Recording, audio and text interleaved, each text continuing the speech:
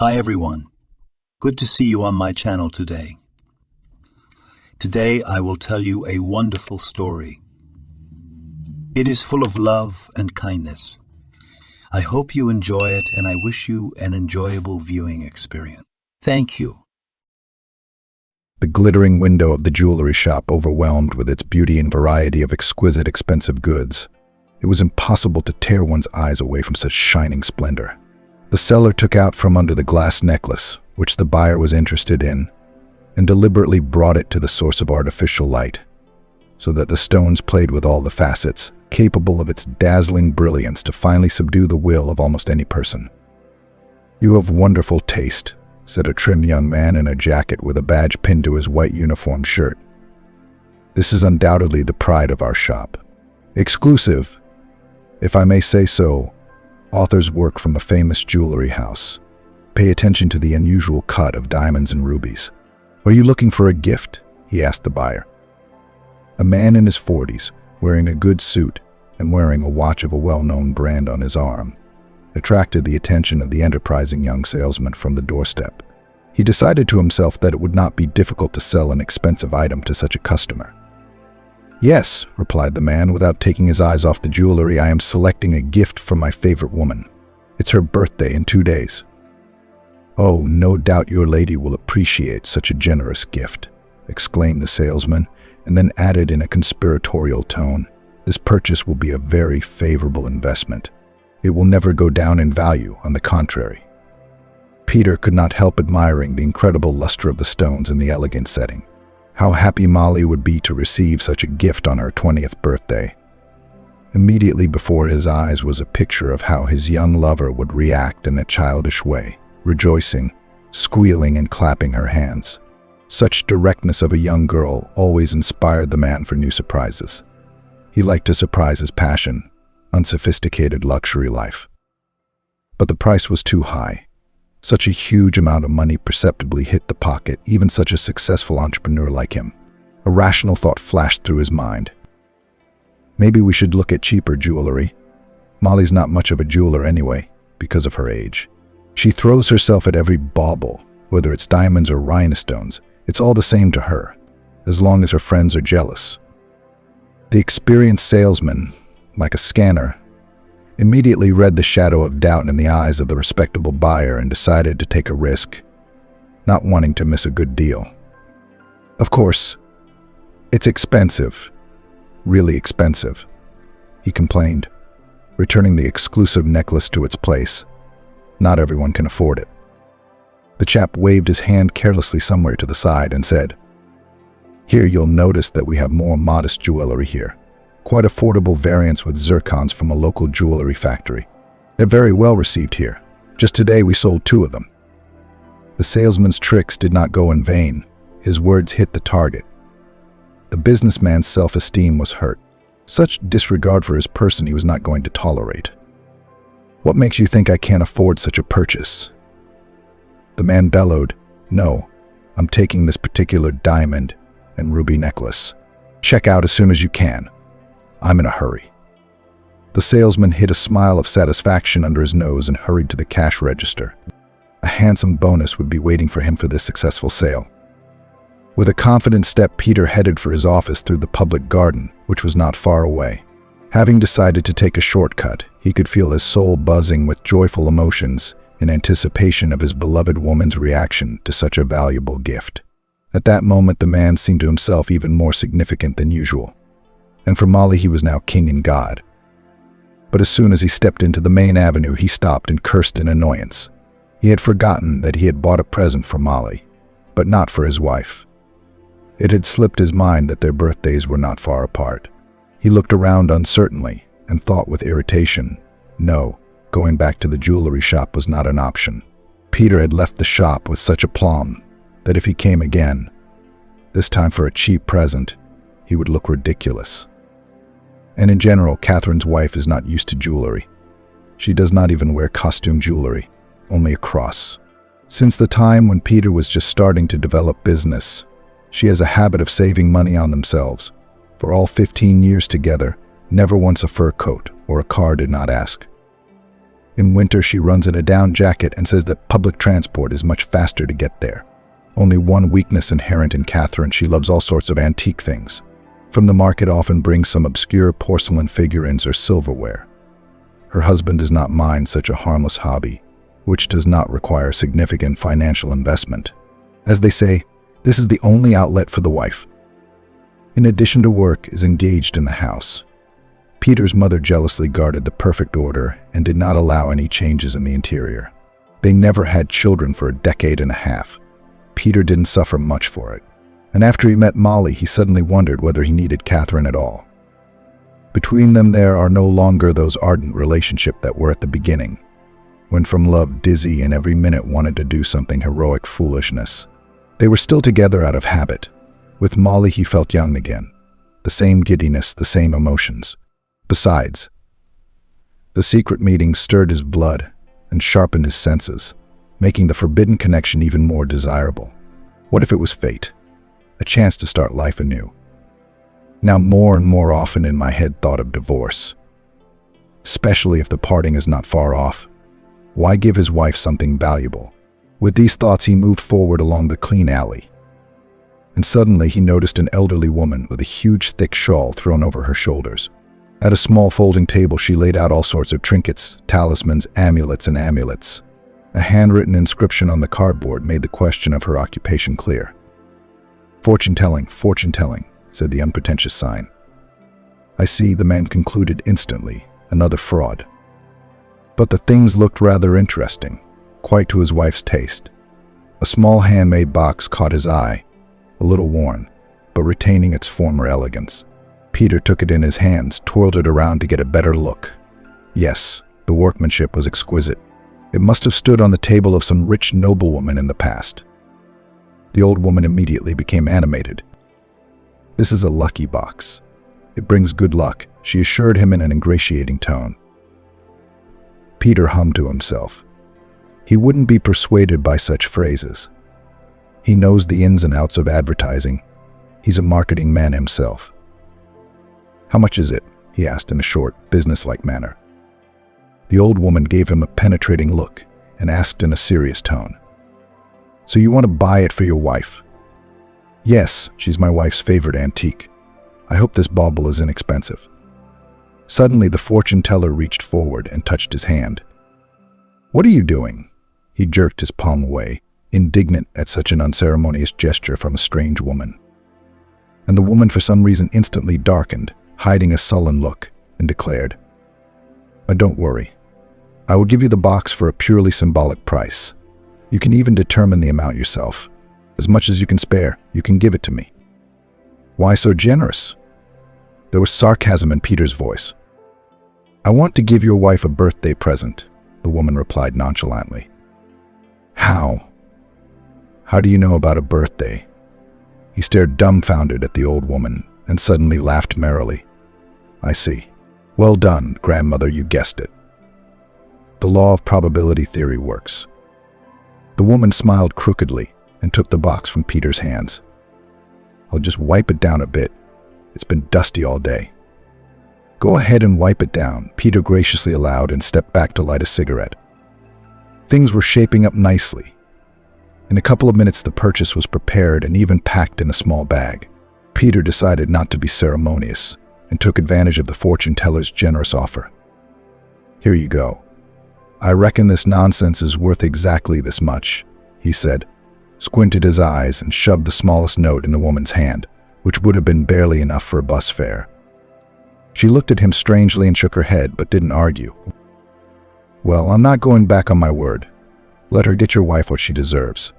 And you too. Catherine walked into the bedroom, plopped down in the armchair, and stretched out her legs, which were buzzing unbearably. God, what bliss! To sit like this and not be in a hurry. She even closed her eyes in pleasure. Today had been an unusually hectic day. There was a lot of running around.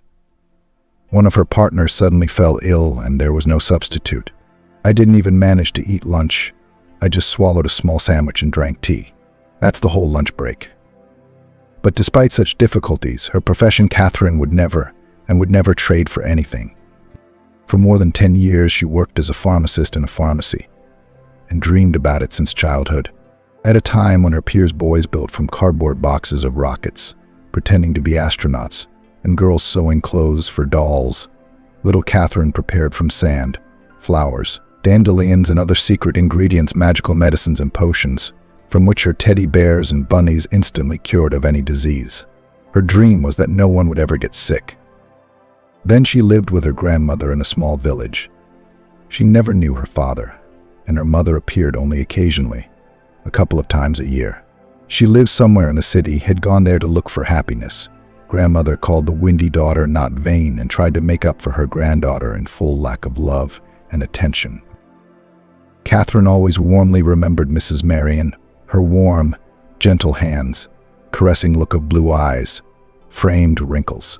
All the best she learnt from her grandmother: kindness, non-conflict, compassion. After her death, Catherine went to the city and entered the institute. Mother did not express a desire to take part in the fate of her daughter. By that time, she already had another family, and the first child was not necessary. Despite this, Catherine did not take offense, even pitied the woman who dreamed of happiness. Keep evil in her heart she was not accustomed to, grandmother often said. Judging is not our business, they will sort it out later. Everyone will get what they deserve. She didn't want to go down to the kitchen to grab something. Her mother-in-law would catch up with her there. Mrs. Bridget had already reprimanded Catherine when she returned from work.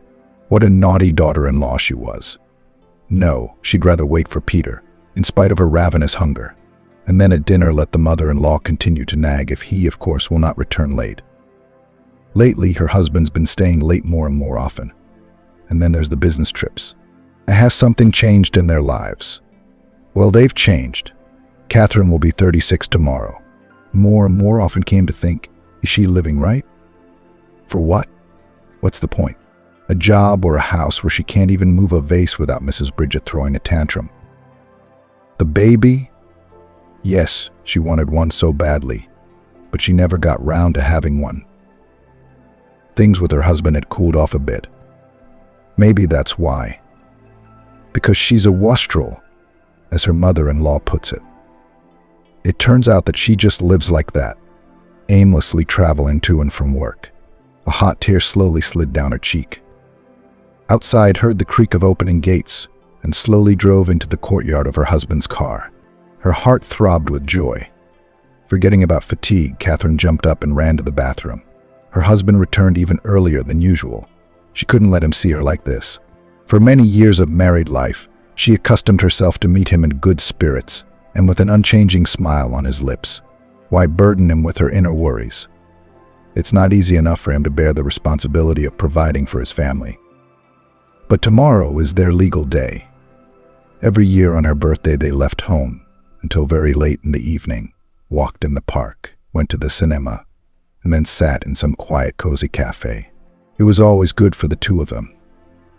For all 15 years, her husband missed her birthday only once, when he went into hospital with an attack of appendicitis. Catherine, then terribly worried about his health, even spent the night in the hospital.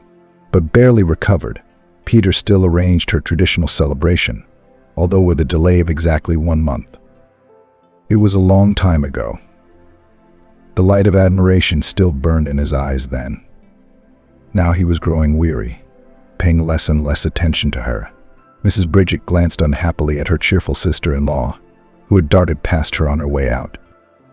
Always smiling like a silly girl, she muttered under her breath, as if there were no problems.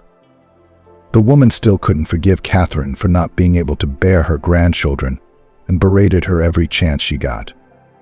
Peter was in an unusually high spirits. From the doorstep, he hugged his wife joyfully and solemnly held out a mysterious package. Catherine, my joy, happy coming. I couldn't stand it. I decided to give you a present today. Catherine's eyes lit up with happiness. My God, this is the Peter she married. Apparently she'd been worried for nothing. It was just a difficult period. Now it was over and everything would be back to normal. The man handed her an unpretentious package. Looking inside, the young woman froze with amazement. Peter, what a beauty, she exclaimed with admiration. Where did you get such a beauty? The husband propped himself up on his haunches and said importantly, "I had to try. It took me a long time to find it among all the tasteless things. I wanted to make you happy," he shouted, pleased with the effect he had on his wife. The man was clearly feeling on top of his game today. "Maybe we shouldn't get a divorce. My wife has such a docile, unassuming disposition. She's the exact opposite of Molly, who's bright and explosive. That's her charm. Besides, they've traveled such a long and difficult road hand in hand. Let's leave it at that, and then we'll see." With a reverent gasp, the young woman took the strange thing out of its wrapping and began to admire it from all sides. "Perhaps my husband needs to be fed first," replied Peter in a joking tone and winked slyly. "Yes, it's that Peter," she thought.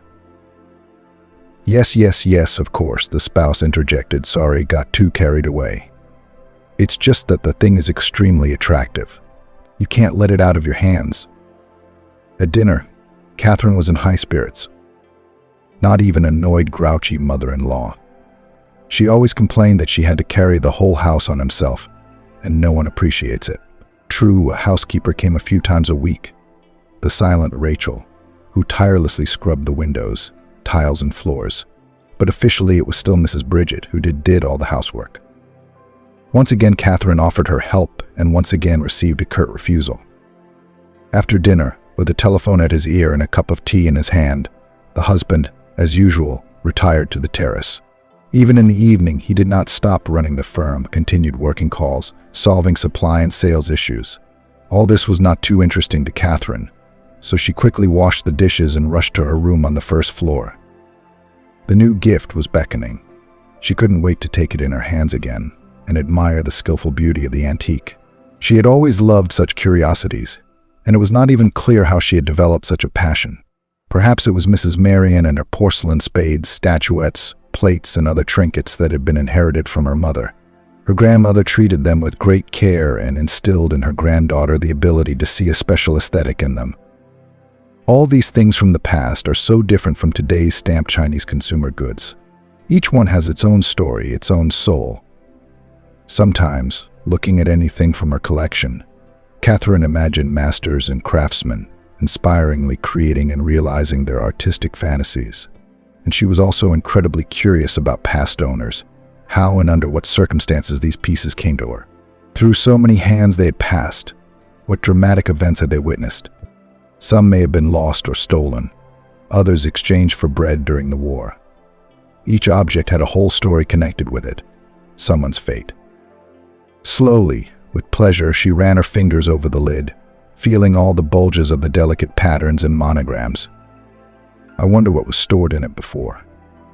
But upon opening the box, Catherine was stunned with surprise.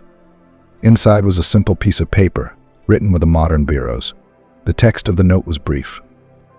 "Your husband is a cheat. He's cheating on you." For some time the woman dazedly reread again and again this short but capacious text, trying to understand whether this message was meant for her. The blood rushed in her head and pounded in her temples with 100 questions. Who wrote the note? How did it get here? What if it's true? After all, she herself had been feeling a distinct chill from Peter lately, both in conversation and in bed, and he's in no hurry to go home. All the signs were there. She deliberately pushed the unpleasant thoughts away from her, finding more and more excuses for her husband's behavior. And now this sign. Her heart was pounding frantically, but Catherine tried to pull herself together, calling to the aid of rational thinking. What if it's a provocation, or if the note was left by the previous owner of the box, and it's some other woman who should be worried about her family? And Catherine was already making up her own mind. Quite logical excuses sprang to mind. Business is a heavy burden, and in our time when the competition is growing exponentially, so and it all requires constant attention and full commitment, and the years are taking their toll. After all, her husband is 6 years older than her. Fatigue has accumulated on top of everything else. No, you cannot make such hasty conclusions and slander a loved one. She's not some hysterical woman. We need to get to the bottom of this. To postpone such an important matter would be foolish. Going straight to the terrace, Catherine noticed Peter whispering something softly into the phone, but the words were indistinguishable. When he saw his wife, he quickly mumbled, "Bye, bye," and immediately ended the call. Another suspicious call. "Honey, where did you buy that box?" she asked, not to act head-on, but to start from afar. The man smiled complacently. "We have an antique shop open near the office. Not cheap, of course. But for my beloved wife, I do not spare anything." The tone of his voice did not cause a shadow of doubt in the truthfulness of the answer. "Have you looked inside?" her spouse asked, keeping her eyes on him. Suspecting something amiss, the man froze nervously. "No, honestly."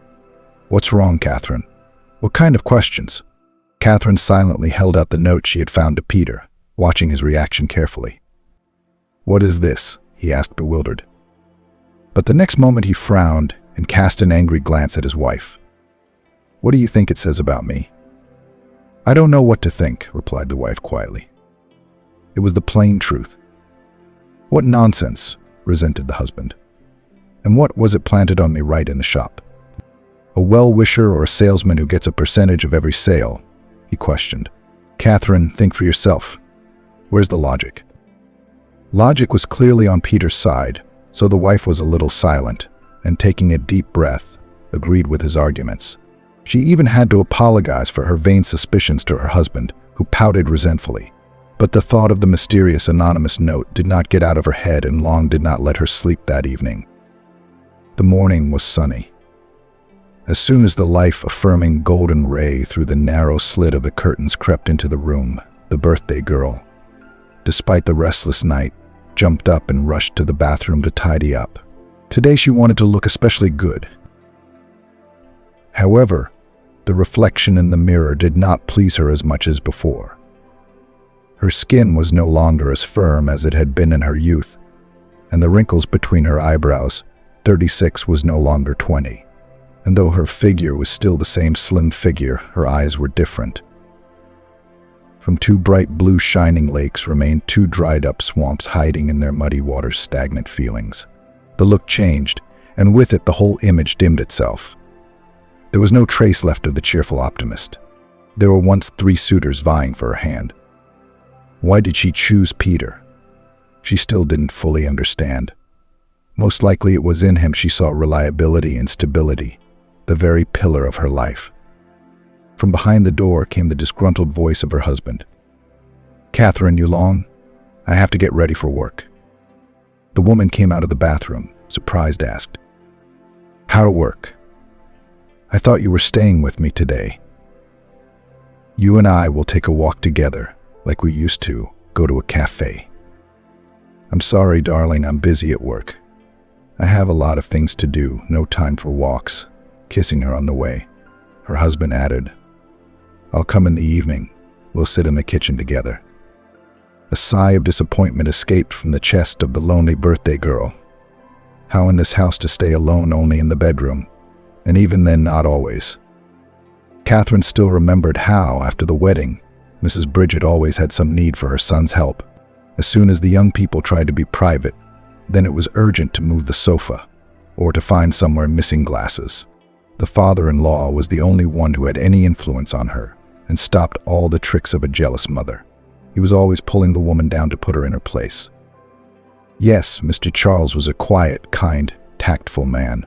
It was he who laid the foundation of the family business, which passed on to his only son after his death. It's a pity he didn't live long. Just 2 years after the wedding of Peter and Catherine died suddenly. In-law and daughter-in-law always had the warmest, friendly relations. He often said, Peter does not even fully realize what a treasure he got. The most important thing for a man is a strong, reliable rear, a soulmate who will always support him. I'm very glad he has you, Catherine. It's a shame that the best people are the first to go. After a hasty breakfast, her husband left for the office. The distraught birthday girl stayed with her mother-in-law. The idea to bake a cake for the evening celebration suddenly came into her head. A simple one. For example, Napoleon or Medovic. You can of course go to a pastry shop, but home baking is always tastier and better. If you start right now, It will be soaked in time for dinner." Catherine was so excited by the idea that she began to run around the kitchen, pulling out the necessary products from the fridge and cupboards.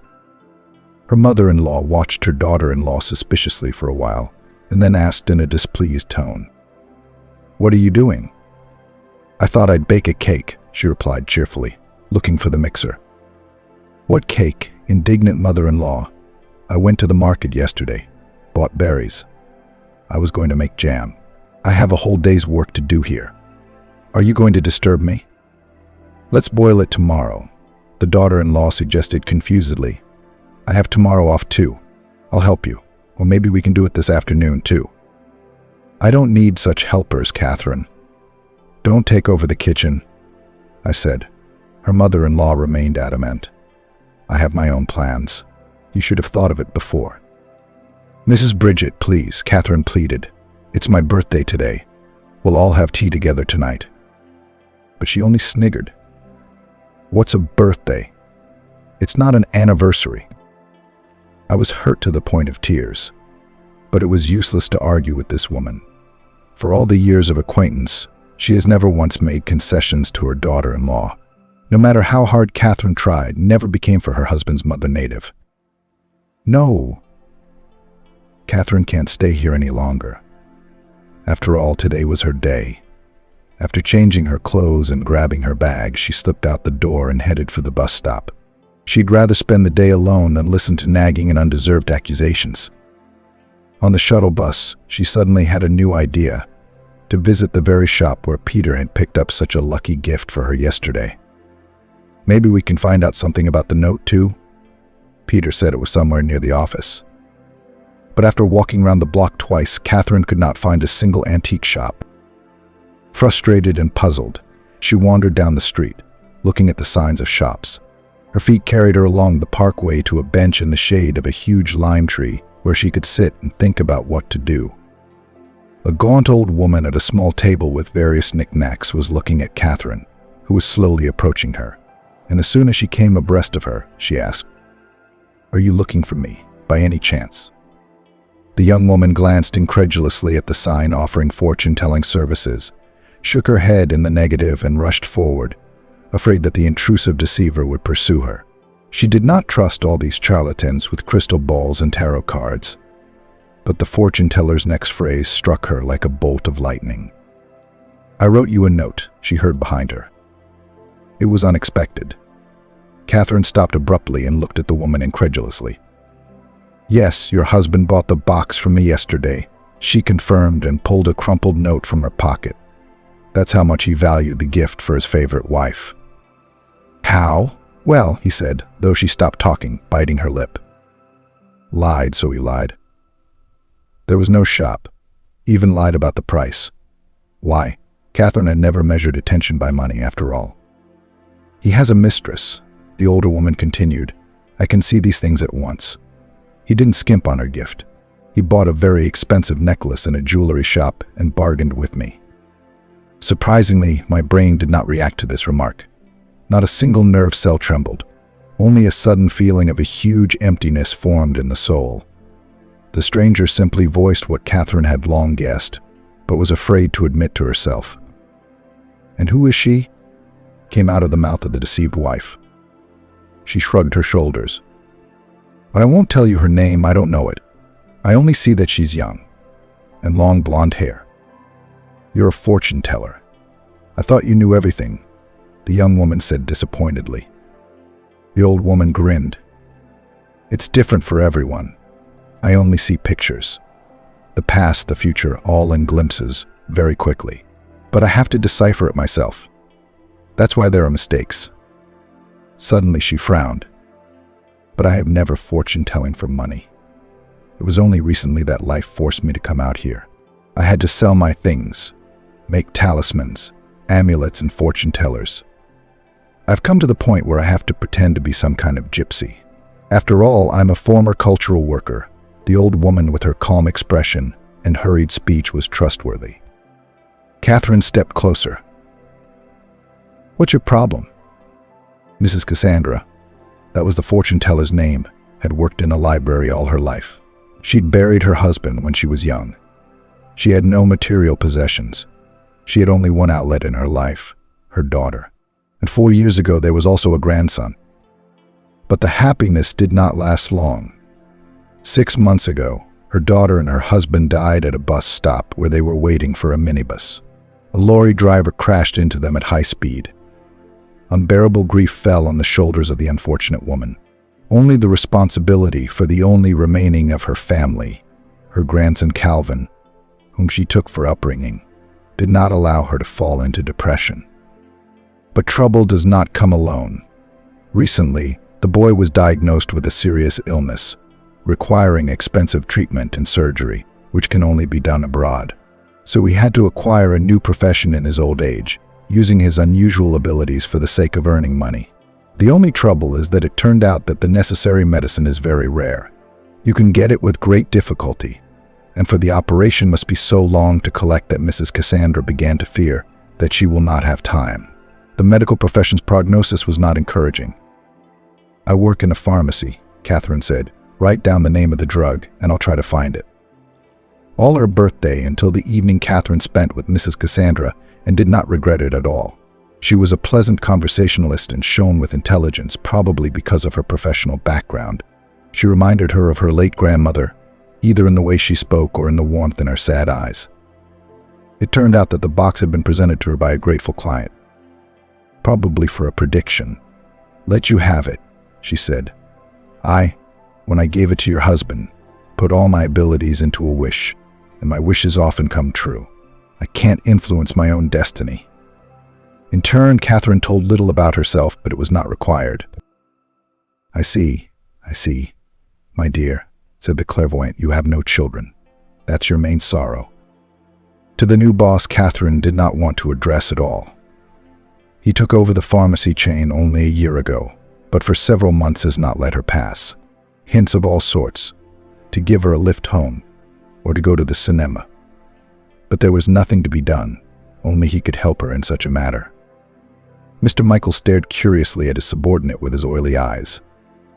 "She's here. Perhaps you're ripe for it." "I have a big favor to ask of you," she said somewhat dejectedly. "I hear you, Catherine," Taylor replied in an affectionate voice. He singled out this employee from the team in every possible way. He liked her from the first sight, attracted to her without knowing it. And now she was saying something, and he could not take his eyes off her lovely plump lips.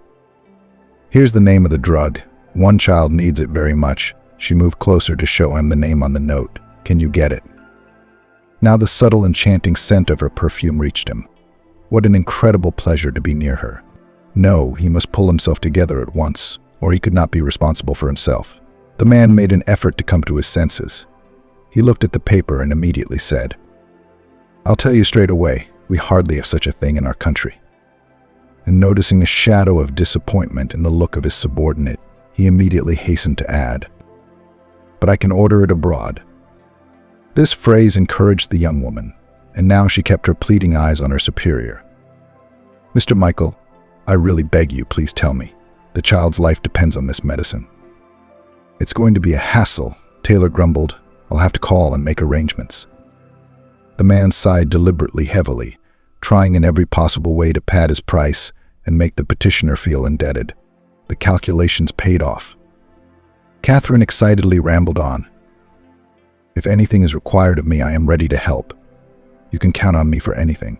How about a substitute or something?" Staring intently into her eyes, Mr. Michael said meaningfully, "Catherine, I, for my part, expect favors from you, but of a somewhat different nature." "What do you mean?"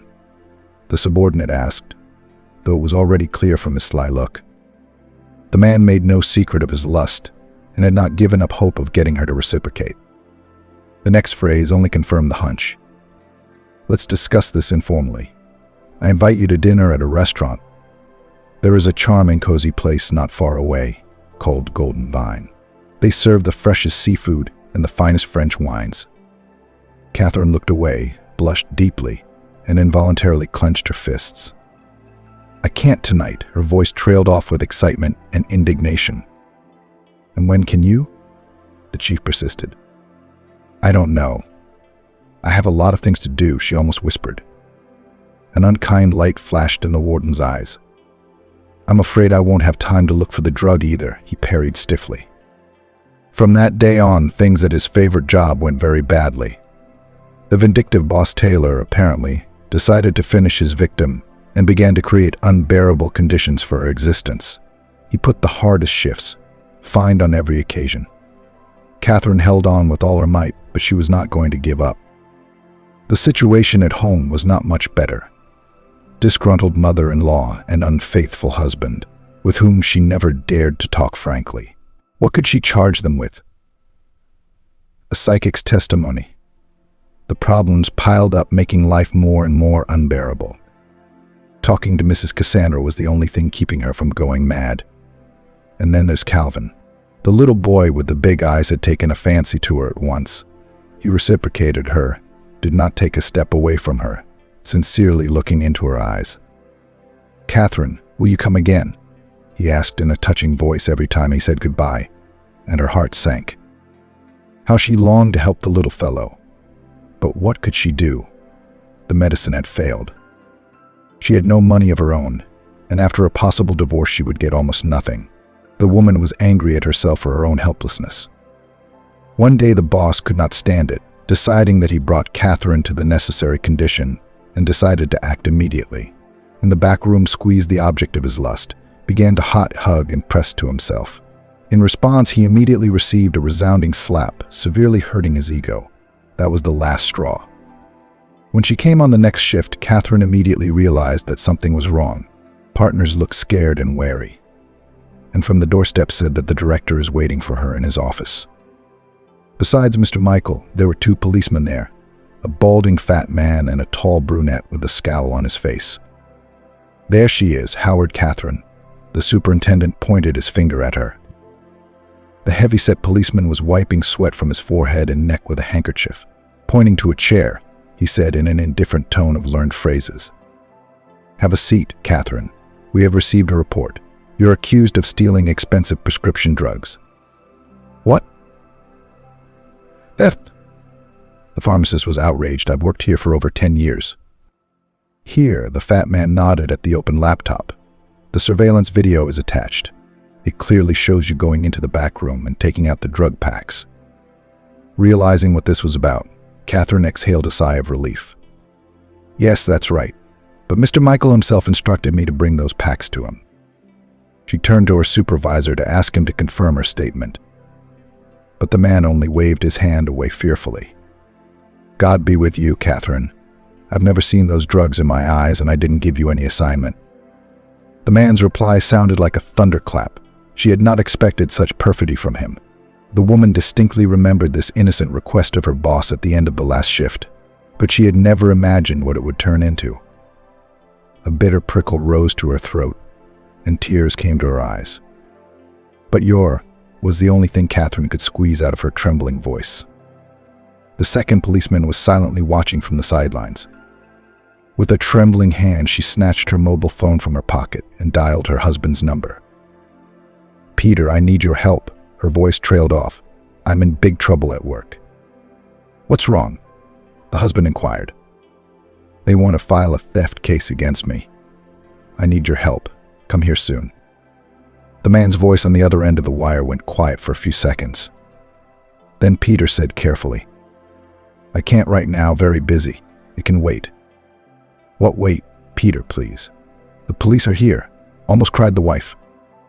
The husband was silent for a while longer, exhaled noisily, and then confessed. "I'm out of town right now. I'm sorry, I forgot to warn you. I'll be gone for a few more days. An urgent business trip." Catherine was numb with amazement. Her husband had never been on such an urgent business trip before. The traveling bag standing at the exit this morning and her husband's passport on the table came to mind. It turns out that he is now somewhere having fun with his girlfriend, and is not in a position to leave everything when his wife needs help so much. It turns out he's already made his choice. The emptiness in his soul grew, consuming all feelings and emotions. This was the final point in their relationship. Sinking blankly into a chair, the woman stared into the space in front of her. Let it be what it would be. She didn't care anymore. The dark-haired policeman, who had been watching her intently all this time, suddenly approached and asked, "Catherine, what did you take those drugs for? If you'll come clean right now, I'll help you. You won't get hurt, I promise." She looked up at him with tear-filled eyes and answered firmly, "I didn't take anything. Mr. Michael is just getting back at me." Their gazes met, as if penetrating into the depths of each other's souls, the sincere, kind blue eyes of the unhappy young woman and the magnanimous gray eyes of the lonely fighter for justice. They seemed to know everything about each other now. "Bill, there's no offense here," he declared. "We'll write a refusal to prosecute." "Alex, what are you doing?" wondered the fat partner. "It's all clear here." Alex insisted stubbornly, standing at the door. "There's no evidence," his word against her word. "That's it, let's go." The police officers silently collected the papers from the desk and left the office, ignoring Mr. Michael's protests and threats. The chief turned a face skewed with anger and hissed, "Don't get excited. You're fired anyway." She stood up and moved determinedly toward the exit. "I wasn't going to stay here any longer after such meanness on your part," she said as she walked away. The boss got even more angry and shouted after her, "I'll give you such a hard time. I'll destroy your reputation. No one in this town will hire you for your speciality." Near the entrance to the building, Catherine waited for her savior. Now his face did not seem stern, rather good-natured. "Let me walk you in," he offered. "My name is Alex." He gave Catherine his broad, strong palm. Only now she realized just the kind of solid support she'd been missing lately. The woman looked at Alex gratefully as she sat down in the passenger seat of the old foreign car and had time to notice his angry silhouette flashing through the window of the chief's office. "Where to?" inquired the driver. The decision was made instantly. "It's not far here. To the registry office. I want to apply for a divorce." Peter had already gone through all the papers in the home safe twice, but he hadn't found the marriage certificate. But it must be somewhere. It might not be needed in the divorce proceedings, but he would feel better if it was there. The man furiously began to pull out all the drawers of his father's desk. The bottom drawer was full of notebooks and papers in illegible handwriting. After his father's death, Peter had once tried to sort through the notes, but there had been no time, no desire, and no mental strength. The pain of losing a loved one was still fresh. This task was postponed for a later date, and then safely forgotten. In the stream of daily cares, the office was rarely opened, and all the affairs of the firm were settled directly in the office. Perhaps the certificate fell by accident into this drawer, thought the man, and finally, for the first time in many years, carefully laid out all the contents on the table.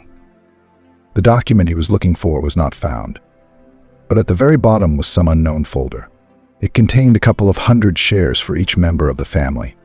Carefully reading the name of the company, the man was stunned. It was a well-known corporation whose stock had skyrocketed in the last decade. Apparently, his wise father had purchased the stock when it was still worthless, anticipating the future of the enterprise. Peter's heart raced. His fingers trembling with excitement, he tapped on the computer keyboard, trying to find the most important information at the moment. The internet did not let him down and quickly gave him the stock price for today. Peter bit his lip and even grabbed his head, quickly calculating the total amount. It was a fortune. "Well, thank you, Daddy. Now that's an inheritance. But as Peter scrutinized the documents once more, he realized that not everything looked as rosy as it seemed at first glance. Exactly 1/3 of the precious shares were in Catherine's name. Father has always sympathized with his daughter-in-law, immediately accepted her into the family as a native. But in the light of recent events, his favor turned into a real problem. Is it really necessary to give up such a huge piece of money? If it was possible to manage all the papers with such money, one could no longer worry about the future. Peter had just come up with a grand idea to expand his own business, and he needed just the right amount of money. And his upcoming wedding to Molly and a honeymoon on a tropical island would cost a fortune. No, he definitely needs his ex-wife's share. He should buy it off Catherine for nothing before it's too late. She doesn't know the first thing about it anyway. His hand reached for the phone to dial a familiar number. "I need to talk to you, Catherine." For almost a month now, Catherine had been staying with Mrs. Cassandra in her old tiny flat on the outskirts of town. The day the young woman had filed for divorce, she had resolutely packed her bags and left Peter without waiting for him to return from his alleged business trip. It was the clairvoyant who suggested that she stay with her and Calvin. The boy was delighted with this decision. Now it was possible not to part with his favorite Catherine and listen to her reading fairy tales until late in the evening. Seeing in what a modest flat dwells his wife, who did not even insist on the division of property, Peter became a little uncomfortable, but only for a moment. The man quickly managed to drown out the voice of conscience. After all, it was her choice. No one had chased her away. It would have been the same. But no, she had to ruin it. "Catherine," he began in an unusually affectionate voice, "I was going through some papers, and I remembered that there are a small number of shares of stock in your name. My father bought them a while ago. They are worth a penny, of course, but I need them for my work. Can you give them to me for money?" "Of course, I'll pay at once." The woman shrugged her shoulders. Why not? Any means would be good for her right now, especially if her husband himself was offering. She picked up a pen to sign the document the man obligingly placed in front of her. "Don't sell," came a firm voice behind her. It was Mrs. Cassandra. Shifting her eyebrows sternly, she stared intently at her guest. "Don't sell," she repeated. "Your husband is trying to deceive you again. He's hiding something. I can see it." "What nonsense is that?" Peter was indignant. "That old woman has gone quite mad. Sign here and here." He pointed with his finger to places at the end of the sheet. But Catherine frowned and resolutely pushed the papers away from her. "No, Peter, I won't sign. Mrs. Cassandra is rarely wrong. I'll check everything first, and then we'll see." "Who do you listen to?" resented the spouse. Grinning bitterly, the woman asked, "And who should I listen to? There's no trust in you anymore." There was nothing to object. Gritting his teeth and glaring angrily at the older woman, the man had to leave with nothing. Mrs. Cassandra was right to intervene in time to stop an unprofitable deal. After the sale of shares, Catherine received an impressive amount of money. It turned out that the money was just enough for Calvin's operation and rehabilitation period. It did not even occur to Catherine to keep all the money for herself. Her first thought was of the sick boy. She couldn't do anything else, not ceasing in her heart to thank her late father-in-law, Mr. Charles, for such a generous gift. The woman paid for the operation in one of the best foreign clinics. At her departure, Mrs. Cassandra cried and laughed at the same time as she hugged Catherine. "My darling, you are our darling now," she kept saying, looking into her face. "Live with us. Calvin has grown so fond of you." "Thank you, Mrs. Cassandra," she replied, smiling. "I love Calvin very much too, and will be coming almost every day after you arrive. Except that Alex and I have decided to live together. I'm moving in with him. He's a nice guy. You'll be happy with him," the clairvoyant replied. Catherine was indeed happy. Never before had she felt so much love and care from a man. Worried, she remained unemployed. "But I'll think of something," she reassured herself. "They can't keep me blacklisted forever. After all, it's possible to find a job outside of my specialty. Good. At least Alex is working, so we can hold out for now." But the rainbow dreams of a happy future were shattered mercilessly. Mr. Michael turned out to be vindictive and could not settle down, knowing that the desired woman preferred him to another. It was more than just humiliation, and inside there was a desire for revenge. One day Alex came home from work earlier than usual, sat down on the sofa, and tiredly closed his eyelids. "I quit." "What happened?" Catherine asked concernedly. "You love your job so much, don't you?" "Yeah, the tailor from the pharmacy did his best. He just won't let it go. Turns out my boss is an old mate of his. Apparently he had a serious debt.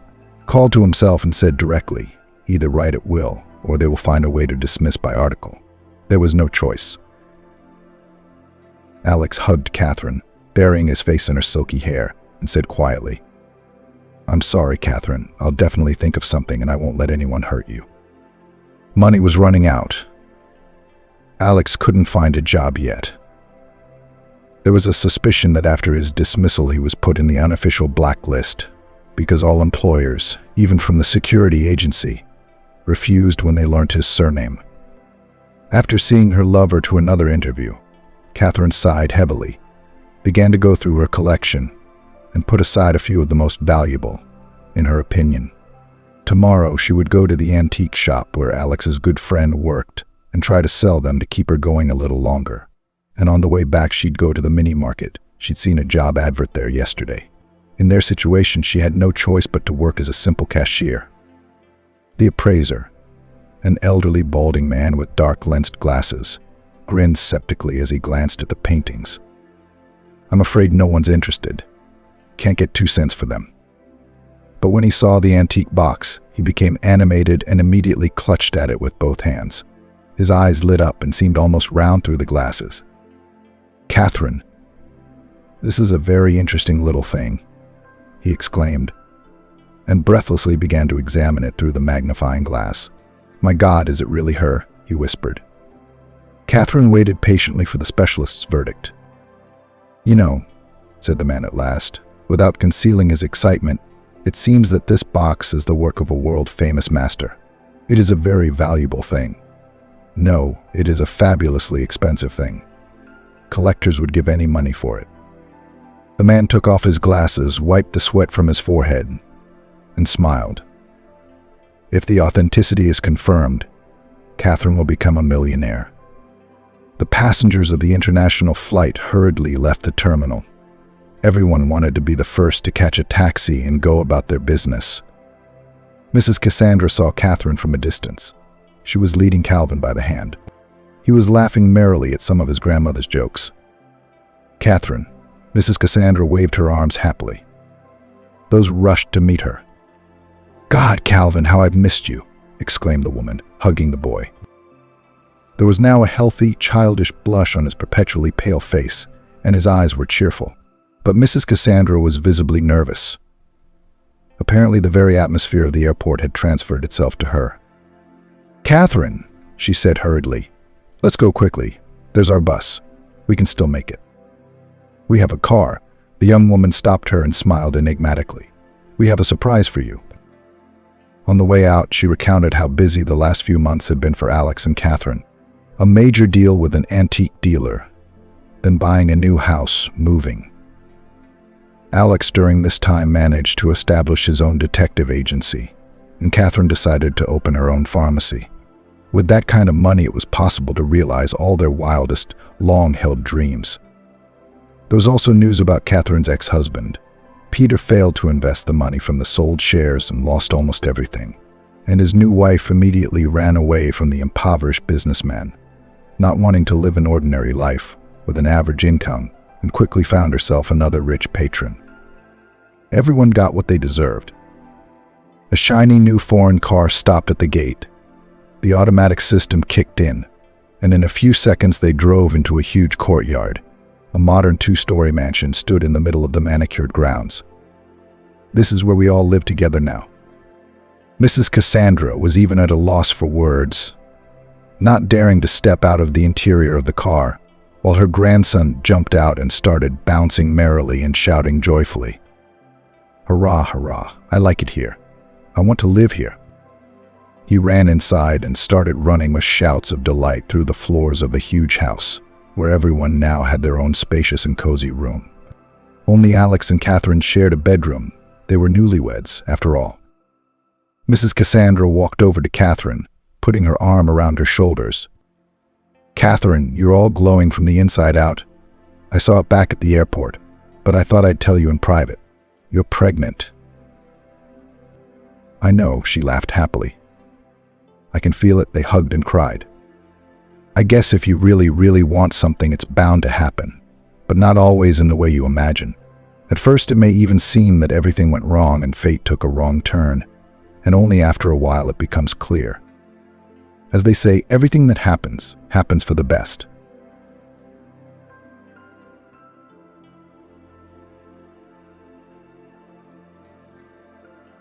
For the first time since the death of her parents, Margaret could say she was happy. Being the bride of a successful businessman was not a bad thing, but since she was a wealthy heiress, It wasn't about the money. Margaret simply loved Anderson and dreamed of marrying him. There were no barriers to the marriage. Margaret's father, Mr. Winston, had died in a plane crash 2 years ago, and her terminally ill mother, Mrs. Jessica, even earlier. As it happened, she had no other relatives left. Therefore, the girl often thought how it would be great to meet a good man and create a family with him, but where to find him? Margaret was a slender, attractive blonde with a touching blush, with huge blue eyes and incredibly attractive plump lips, reminiscent of ripe strawberries. It would seem that with such beauty to find a groom, a trifling matter. But Margaret wanted to be loved by her, not by the firm and the 2-story house she had inherited from her parents. Unfortunately, it was just such guys literally attacked the rich heiress, and she completely lost faith in guys.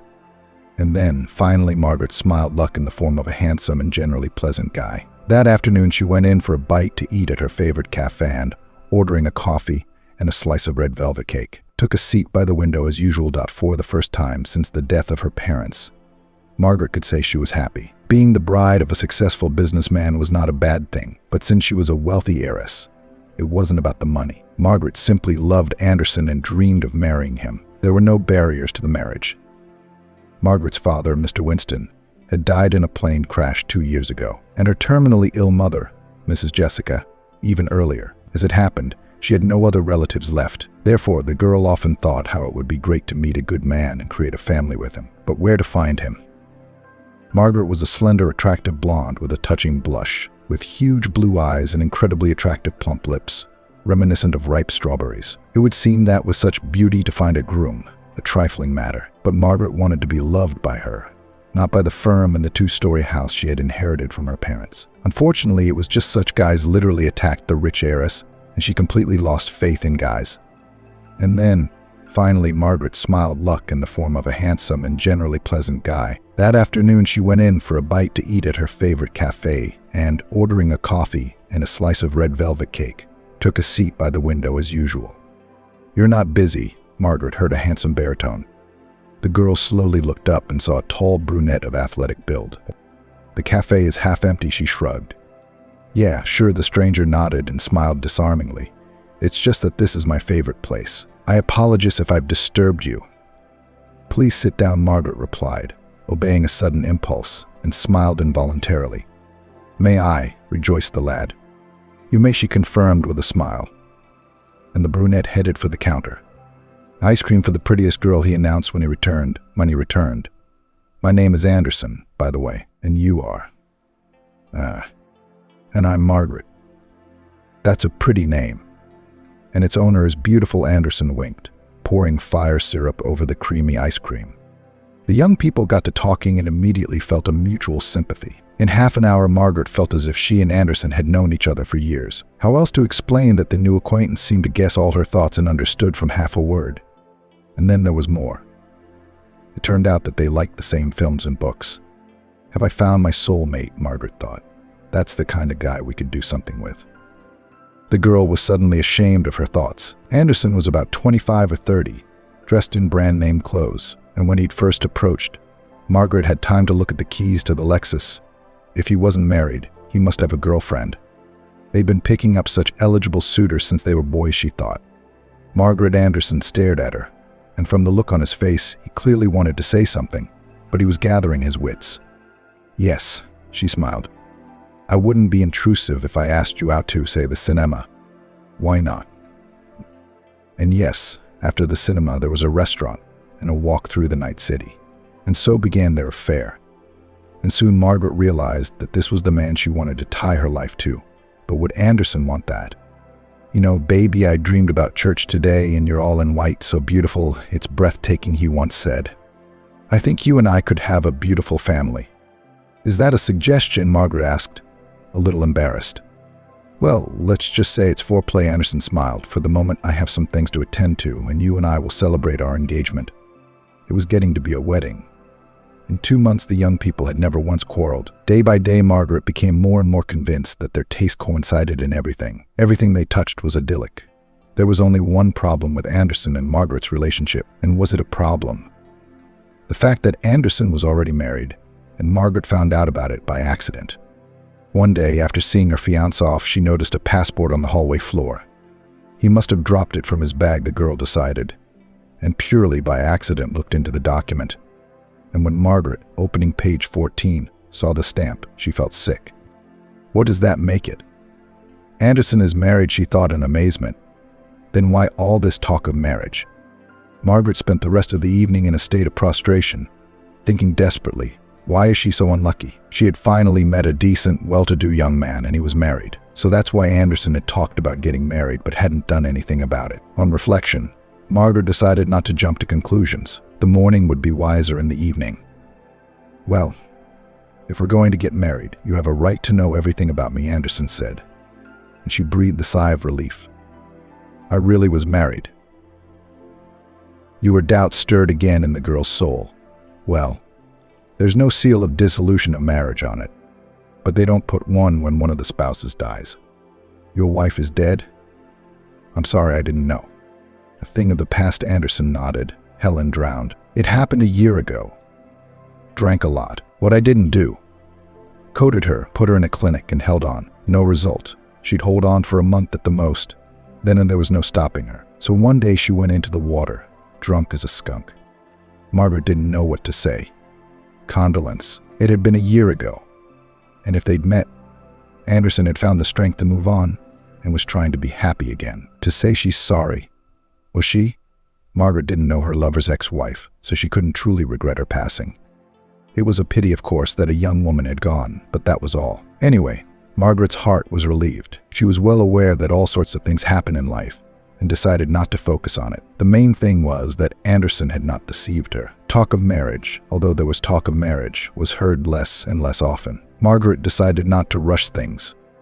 Then one day she received a letter. After her father's death, Margaret became the owner of a substantial grocery company. Despite the entreaties of those who wanted to get cheaply promoted firm, she did not agree to sell. The heiress of Mr. Winston, not without the help of his deputy and a lawyer, quickly got into the affairs of the company and began to manage. To the great annoyance of the skeptics who claimed that the girl will ruin the firm, Margaret turned out to be an excellent manager. And no wonder. Not only had she inherited her father's business acumen, but she also had an economics degree, and not just anywhere, but in Germany. The firm has not lost a single partner. Moreover, it gained new ones. And that was entirely to Margaret's credit. So the letters were not new to her. Probably another commercial offer, the young businesswoman thought with satisfaction. But this was not it. Helen Morris, Margaret muttered aloud. The surname and name seemed vaguely familiar, and then it dawned on Margaret. Anderson's last name was Morris. His wife's name was Helen, yes, but she's dead. Then how can that be? Coincidence? From the outside, it looked like an ill-advised prank. Come on, who'd want to know? Margaret retorted. Then the question arose, should she tell her fiancé about the mysterious message? After a moment's thought, she decided to refrain for the time being. He might get upset. But she didn't want to keep silent either. She decided that it would be a good idea to get to the bottom of it all first, so she set to work. But she couldn't think of anything else to do. Allegedly, her late spouse had addressed her with a single phrase. Watch out. Not another word. It was unclear who or what was to beware of. Margaret looked at her watch. There were 2.5 hours left in the day. No meetings with suppliers or partners were scheduled, so she might as well leave. I'm off, she told the secretary and left the office. Goodbye, Margaret, the secretary replied. Goodbye, she nodded absent-mindedly. Margaret got into her trusty Infiniti and wondered where to begin her investigation. The heiress of the grocery company suddenly imagined herself the protagonist of a detective series, and it must be said, she liked the feeling. Shouldn't I change my line of work? She thought to herself.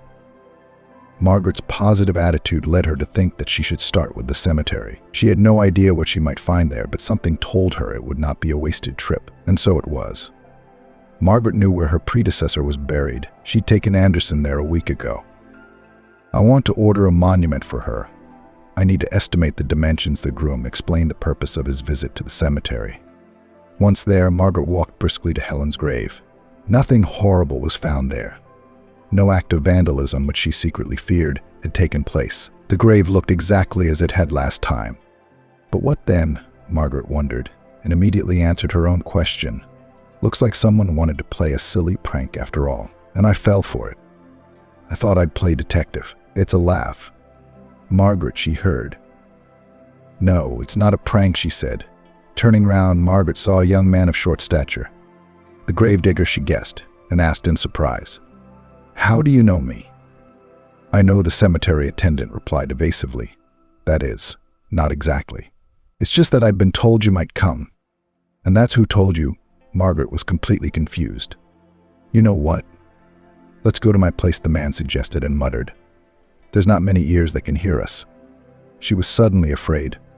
"My God, what have I gotten myself into?" she thought with horror. "Helen's grave is empty," the gravedigger began without preamble. "She's not there." "Is she alive?" Margaret asked. Nodding, he told Margaret a macabre story. A year ago, Nicholas, for that was the name of the employee of this mournful place, heard a heart-rending scream. Looking round the cemetery, he found no one and thought, "Am I hallucinating?"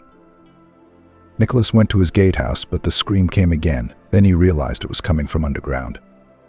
"It gives me the creeps," the gravedigger shuddered. Nicholas dug up the grave. Fortunately, the woman was alive. He picked the poor woman up in his arms, and just in time, Helen fainted. After about an hour, she came round, Nicholas recalled, and then she told me she'd been buried alive. "Who whispered?" Margaret wonderingly, praying that her terrible guess was wrong. "The husband," replied the gravedigger. Helen begged Nicholas to shelter her. "It's a frightful man," she whispered. "I am afraid. Hide me, I beg you." "And where is she now?" Margaret inquired. "I brought Helen to my place that day, and then we fell in love, married. We're expecting a baby, and all would be fine, but Helen is afraid of her ex-husband. We did some checking and found out that Anderson has a reputation as a black widower. He eliminates brides and then embezzles their property." "More like Bluebeard," Margaret said in a trembling voice. It was only a moment later that she realized she was shivering a fine tremor. "Yes, indeed," Nicholas nodded. "But hasn't anyone reported him?" the stunned girl asked. No, the gravedigger shook his head. "They're afraid. This Anderson has powerful patrons. That's why Helen has been hiding from him for a year. And recently she happened to see you together in town and decided to warn you." "But how did she get my address?" Margaret felt like she was having a bad dream. "In the age of social media, it's not that hard," Nicholas hummed. "That Anderson guy's profile is closed, but luckily he never deleted Helen from his friends. Apparently he wants to show he honors his late spouse's memory. Helen switched to stealth mode, found you through it, and then it's a matter of technique." "But the letter came to my email," the businessman's heiress frowned. She didn't want to believe that her fiancé had turned out to be such a scumbag. "You're not busy," Margaret heard a handsome baritone. The girl slowly looked up and saw a tall brunette of athletic build. "The cafe is half empty," she shrugged. "Yeah, sure," the stranger nodded and smiled disarmingly. "It's just that this is my favorite place. I apologize if I've disturbed you." "Please sit down," Margaret replied, obeying a sudden impulse, and smiled involuntarily. "May I?" rejoiced the lad. "You may," she confirmed with a smile. And the brunette headed for the counter. "Ice cream for the prettiest girl," he announced when he returned. "My name is Anderson, by the way, and you are?" "And I'm Margaret." "That's a pretty name." "And its owner is beautiful," Anderson winked, pouring fire syrup over the creamy ice cream. The young people got to talking and immediately felt a mutual sympathy. In half an hour, Margaret felt as if she and Anderson had known each other for years. How else to explain that the new acquaintance seemed to guess all her thoughts and understood from half a word? And then there was more. It turned out that they liked the same films and books. "Have I found my soulmate?" Margaret thought. "That's the kind of guy we could do something with." The girl was suddenly ashamed of her thoughts. Anderson was about 25 or 30, dressed in brand-name clothes, and when he'd first approached, Margaret had time to look at the keys to the Lexus. If he wasn't married, he must have a girlfriend. They'd been picking up such eligible suitors since they were boys, she thought. Margaret Anderson stared at her, and from the look on his face, he clearly wanted to say something, but he was gathering his wits. "Yes," she smiled. "I wouldn't be intrusive if I asked you out to, say, the cinema." "Why not?" And yes, after the cinema there was a restaurant and a walk through the night city. And so began their affair. And soon Margaret realized that this was the man she wanted to tie her life to. But would Anderson want that? "You know, baby, I dreamed about church today and you're all in white, so beautiful. It's breathtaking," he once said. "I think you and I could have a beautiful family." "Is that a suggestion?" Margaret asked, a little embarrassed. "Well, let's just say it's foreplay," Anderson smiled. "For the moment, I have some things to attend to, and you and I will celebrate our engagement." It was getting to be a wedding. In 2 months, the young people had never once quarreled. Day by day, Margaret became more and more convinced that their taste coincided in everything. Everything they touched was idyllic. There was only one problem with Anderson and Margaret's relationship, and was it a problem? The fact that Anderson was already married, and Margaret found out about it by accident. One day, after seeing her fiancé off, she noticed a passport on the hallway floor. He must have dropped it from his bag, the girl decided, and purely by accident looked into the document. And when Margaret, opening page 14, saw the stamp, she felt sick. What does that make it? Anderson is married, she thought in amazement. Then why all this talk of marriage? Margaret spent the rest of the evening in a state of prostration, thinking desperately, why is she so unlucky? She had finally met a decent, well-to-do young man, and he was married. So that's why Anderson had talked about getting married but hadn't done anything about it. On reflection, Margaret decided not to jump to conclusions. The morning would be wiser in the evening. Well, if we're going to get married, you have a right to know everything about me, Anderson said. And she breathed a sigh of relief. I really was married. Fewer doubts stirred again in the girl's soul. Well, there's no seal of dissolution of marriage on it. But they don't put one when one of the spouses dies. Your wife is dead? I'm sorry, I didn't know. A thing of the past, Anderson nodded. Helen drowned. It happened a year ago. Drank a lot. What I didn't do. Coded her, put her in a clinic, and held on. No result. She'd hold on for a month at the most. Then, and there was no stopping her. So one day she went into the water, drunk as a skunk. Margaret didn't know what to say. Condolence. It had been a year ago. And if they'd met, Anderson had found the strength to move on and was trying to be happy again. To say she's sorry, was she? Margaret didn't know her lover's ex-wife, so she couldn't truly regret her passing. It was a pity, of course, that a young woman had gone, but that was all. Anyway, Margaret's heart was relieved. She was well aware that all sorts of things happened in life, and decided not to focus on it. The main thing was that Anderson had not deceived her. Talk of marriage, although there was talk of marriage, was heard less and less often. Margaret decided not to rush things. Then one day she received a letter. After her father's death, Margaret became the owner of a substantial grocery company. Despite the entreaties of those who wanted to get cheaply promoted firm, she did not agree to sell. The heiress of Mr. Winston, not without the help of his deputy and a lawyer, quickly got into the affairs of the company and began to manage. To the great annoyance of the skeptics who claimed that the girl will ruin the firm, Margaret turned out to be an excellent manager, and no wonder. Not only had she inherited her father's business acumen, but she also had an economics degree, and not just anywhere but in Germany. The firm has not lost a single partner. Moreover, it gained new ones. And that was entirely to Margaret's credit, so the letters were not new to her. Probably another commercial offer, the young businesswoman thought with satisfaction. But this was not it. Helen Morris, Margaret muttered aloud. The surname and name seemed vaguely familiar, and then it dawned on Margaret. Anderson's last name was Morris. His wife's name was Helen, yes, but she's dead. Then how can that be? Coincidence? From the outside, it looked like an ill-advised prank. Come on, who'd want to know? Margaret retorted. Then the question arose, should she tell her fiancé about the mysterious message? After a moment's thought, she decided to refrain for the time being. He might get upset. But she didn't want to keep silent either. She decided that it would be a good idea to get to the bottom of it all first, so she set to work. But she couldn't think of anything else to do. Allegedly, her late spouse had addressed her with a single phrase. Watch out. Not another word. It was unclear who or what was to beware of. Margaret looked at her watch.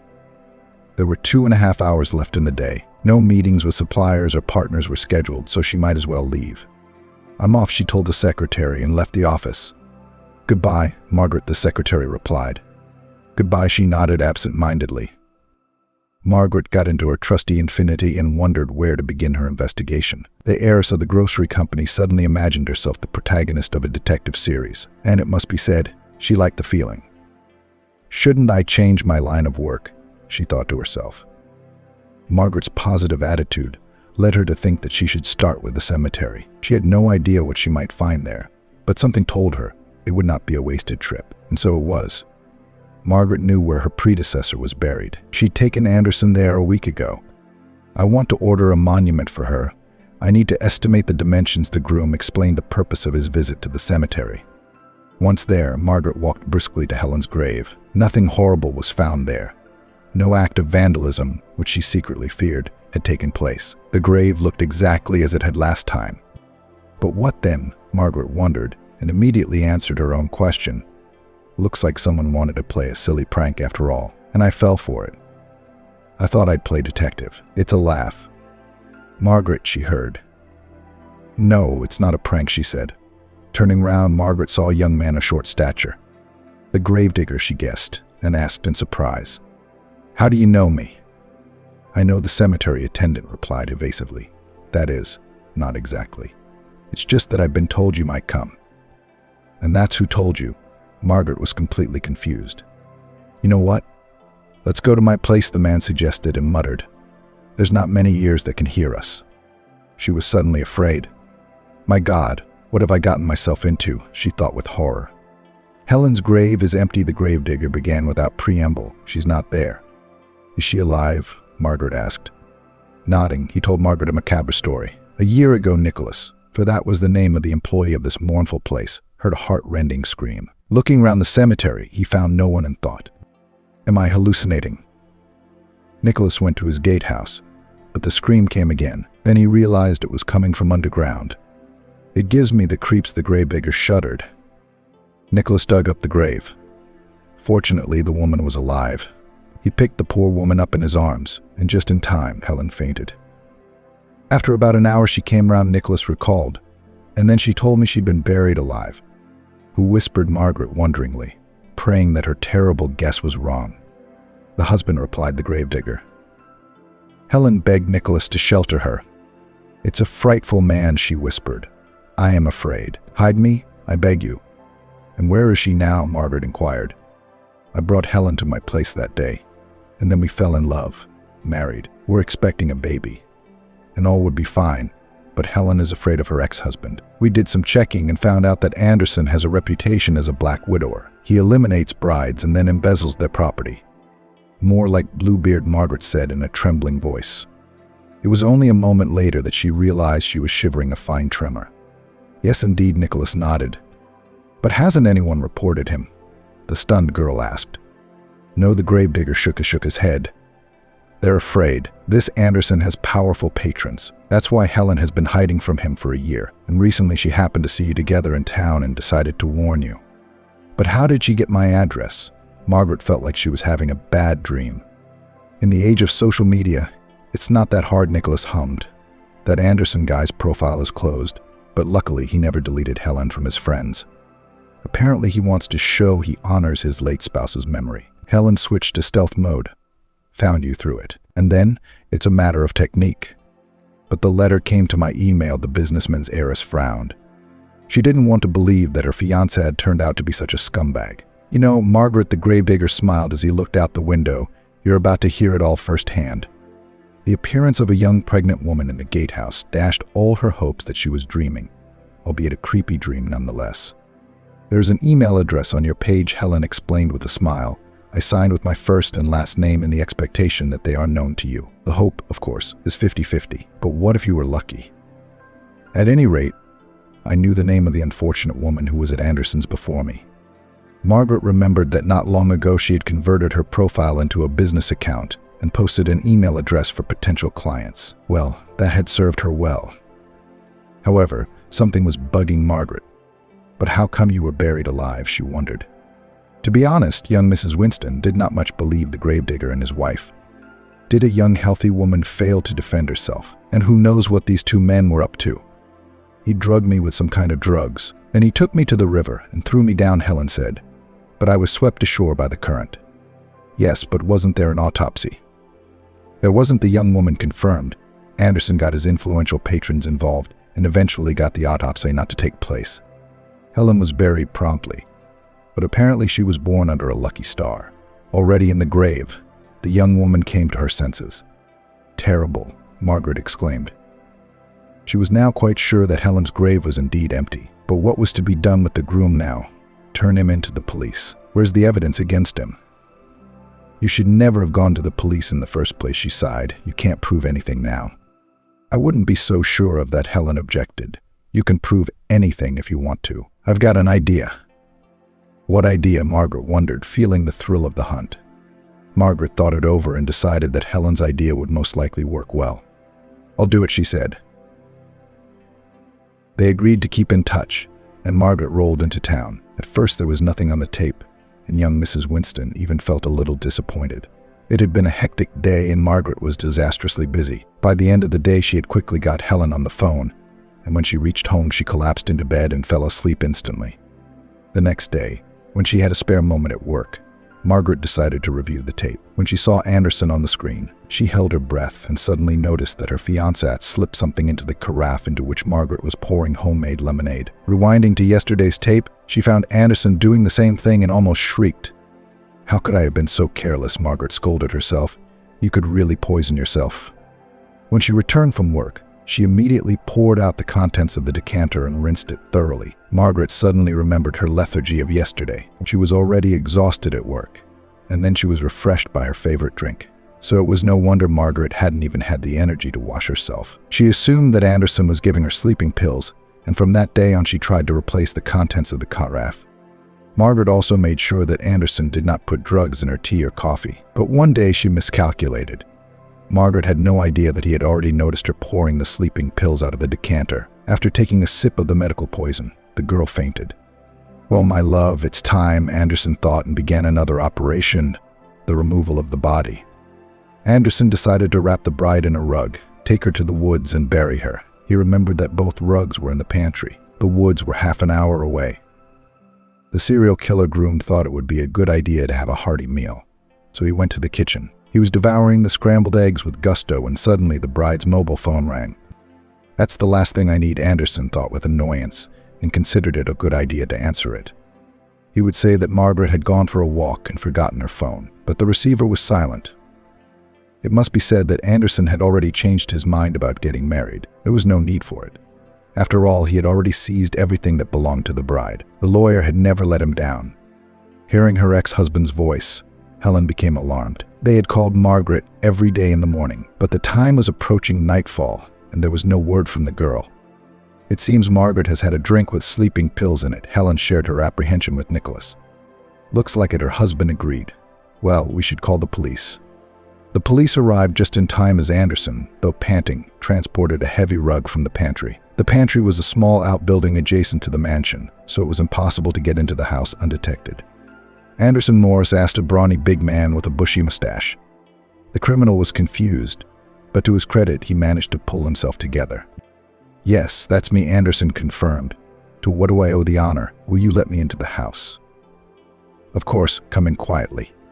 And he said to himself, "You're not doing anything objectionable, are you?" The policeman entered the house and immediately found the woman insensible.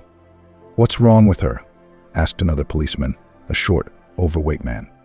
"So she's dead," Anderson muttered confusedly, realizing the situation was getting out of hand. "How did they get here?" he puzzled. A mustachioed big man approached Margaret and, after feeling for a pulse, immediately refuted Anderson's words. "Alive, but unconscious," he said. "Nicholson, call an ambulance." "Really alive?" Anderson declared. "And she'll be saved." "Really?" "Really," the second employee nodded, much to your great regret. "Why, unfortunately?" "You know better," he grinned, squinted, and asked, "If you thought the woman was dead, why didn't you inform us and call an ambulance?" "Well, I was just about to," Anderson mumbled. "Really? Why did you bring the rug?" "Well, I wanted to make a bed." "Can't you do that in the summer?" The mustached man snorted incredulously. "Why should the woman die? And, by the way, who is she to you?" "Listen, you," Anderson exclaimed, gathering his wits. "I will answer only in the presence of a lawyer." "Well, that's your right. Come with us. You'll have a lawyer." A third policeman entered the house. "The witnesses have arrived," he reported to Black, from which Anderson deduced that he was in charge. The policeman found a camera in the house and, without wasting time, examined the video footage. "Well, it's pretty clear," the senior police officer concluded. Anderson was given 25 years in a high-security penal colony. It turned out that he had several other deaths and other scams on him. "Somebody's less lucky than you and me," Helen remarked as the women left the courthouse. "That's right," Margaret sighed. It would seem that justice had been done and that she should rejoice. But then why did it feel so heavy on her soul? Margaret's mood did not escape Helen's eyes. "What's the matter with you?" she asked. "No, nothing." In fact, at that moment the girl was feeling incredibly disappointed. The man she loved had turned out to be a murderer. Moreover, Anderson wanted to do away with her, as he had done with 6 women besides Helen. Her mind understood it all, but her heart refused to understand or accept it. "Margaret, I have a proposition," Helen said. "Why don't we go to a cafe somewhere? Celebrate, if you don't mind. I'm all for it." "Oh no, guys," Margaret declined. "I've got a lot of work to do, and it needs to be done today by all means. So some other time." "Well, another time then." Margaret didn't really have any urgency. She just wanted to be alone. A month passed. The soul wound was slowly but surely healing, and who knew? Perhaps there would have been no trace of it if it hadn't been for an incident after another hard day's work. Margaret was on her way home from work and walked into the supermarket. Filling her basket to the brim, she made her way to the checkout. "Auntie, can you lend me some money?" Margaret heard her tearful voice say. In front of her stood a skinny boy of about 6 or 7 years old. "Where are your parents?" she asked. "I've only got my daddy. He's ill. He used to work as a loader, but now he can't. He caught a cold in his lungs and I'm hungry. I haven't eaten anything since this morning." "You poor thing," she exclaimed. "Come on, I'll buy you some food. What do you like?" "Pasta," replied the child, "and also buns and sausages." "The task is clear," Margaret nodded with a smile. In addition to pasta, buns and sausages, she bought bread, vegetables, fruit, herbs, cheese, yogurt, juice, and deli meats. "You have so much stuff," exclaimed the boy. "Thank you so much." "You're welcome," Margaret smiled. "Let's go to the pharmacy department. Let's buy your dad some medicine. What's your name, by the way?" "Michael," the child answered timidly. "That's a lovely name," Margaret said as they loaded the groceries into the boot. She commanded the boy, "Get in. I'll drive you home in a breeze." Michael hesitated a bit, but sat down nonetheless. "Where do you live?" she asked. "It's not far." When Margaret entered the flat where Michael lived with his father, she almost lost her senses. The boy's dad looked exactly like Anderson. That can't be, Margaret thought. And then suddenly, with horror, she surmised, has he not escaped from prison? Seeing his son in the company of a beautiful, expensively dressed young woman, the man was surprised. "Dad." "This is Aunt Margaret," Michael said cheerfully. "She sped in ice. Look how many things she bought, and she bought medicine for you too." I could tell by the look in his father's eyes that he was terribly embarrassed. Still, he was forced to accept the help so that the child would not starve. When Margaret was finally convinced that it was no Anderson, there was relief in her heart. "Thank you," the man mumbled embarrassedly and coughed. "Unfortunately, I won't be able to pay you back anytime soon, but when I get back to work." "Oh, please," Margaret waved her hand. "It's a child, after all." "Oh no, I can't do that." All right, she hastened to agree. "We'll talk about it later." "Okay," the man, whose name was Kyle, nodded and suddenly remarked, "You're looking at me kind of weird." "It's just that you remind me of someone," she said, "so I was wondering if maybe you two are related." Excluded, Kyle spread his hands. "I grew up alone in an orphanage." "Well, I see," Margaret nodded, suddenly feeling like she was falling off her feet. "Okay, guys, I've got to go. It was nice meeting you." Likewise, Kyle replied and asked, "How do I find you guys? To get my money back." What a sensitive guy, Margaret thought, and handed him her business card and left the flat. On the way home, she pondered how many coincidences there were in life after all. Margaret was sure that Anderson and Kyle were probably related to each other and had somehow been separated. She suddenly realized that she really wanted to solve this mystery, so she decided not to lose sight of them. But that was not the only reason. At first, Margaret had been afraid to admit it even to herself. But the truth was obvious. She still loved Anderson, so why not turn her attention to his supposed twin brother? After all, you might say, the same person, although, as it turned out, not quite the same.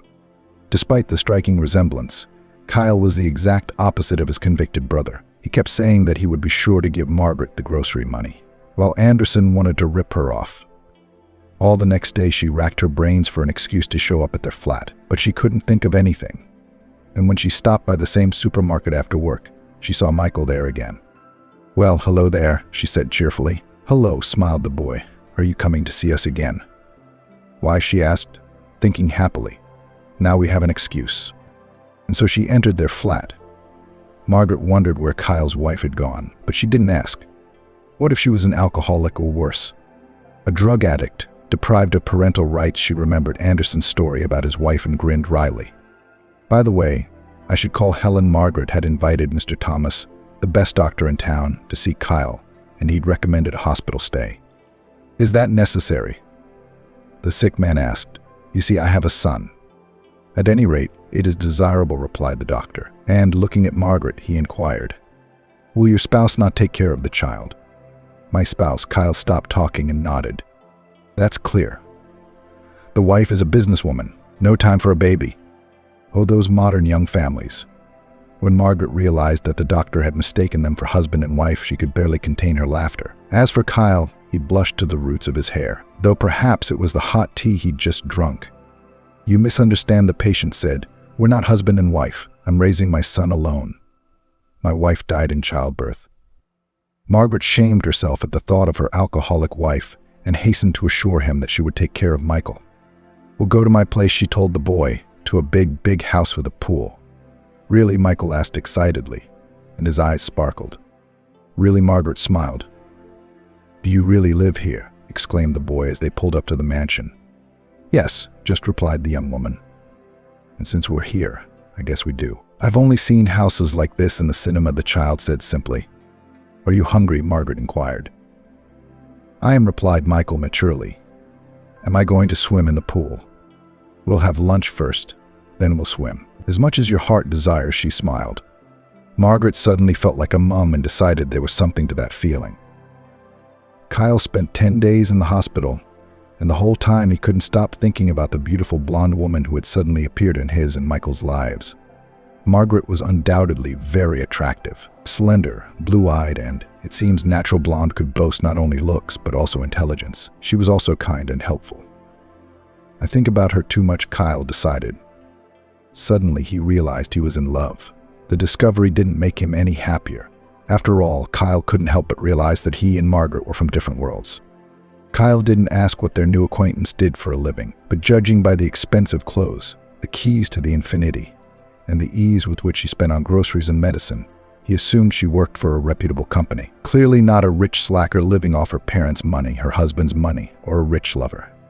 One way or another, Kyle wasn't her match, and all he had to do was thank Margaret for all she'd done for them, return the money, and bow out. Yeah, but then there was Michael, who clearly had a crush on her. We'll see, Kyle concluded. And the day she was discharged from the hospital, Margaret arrived. How's your health? She asked, and the man sensed that she really cared. Thank you. Much better.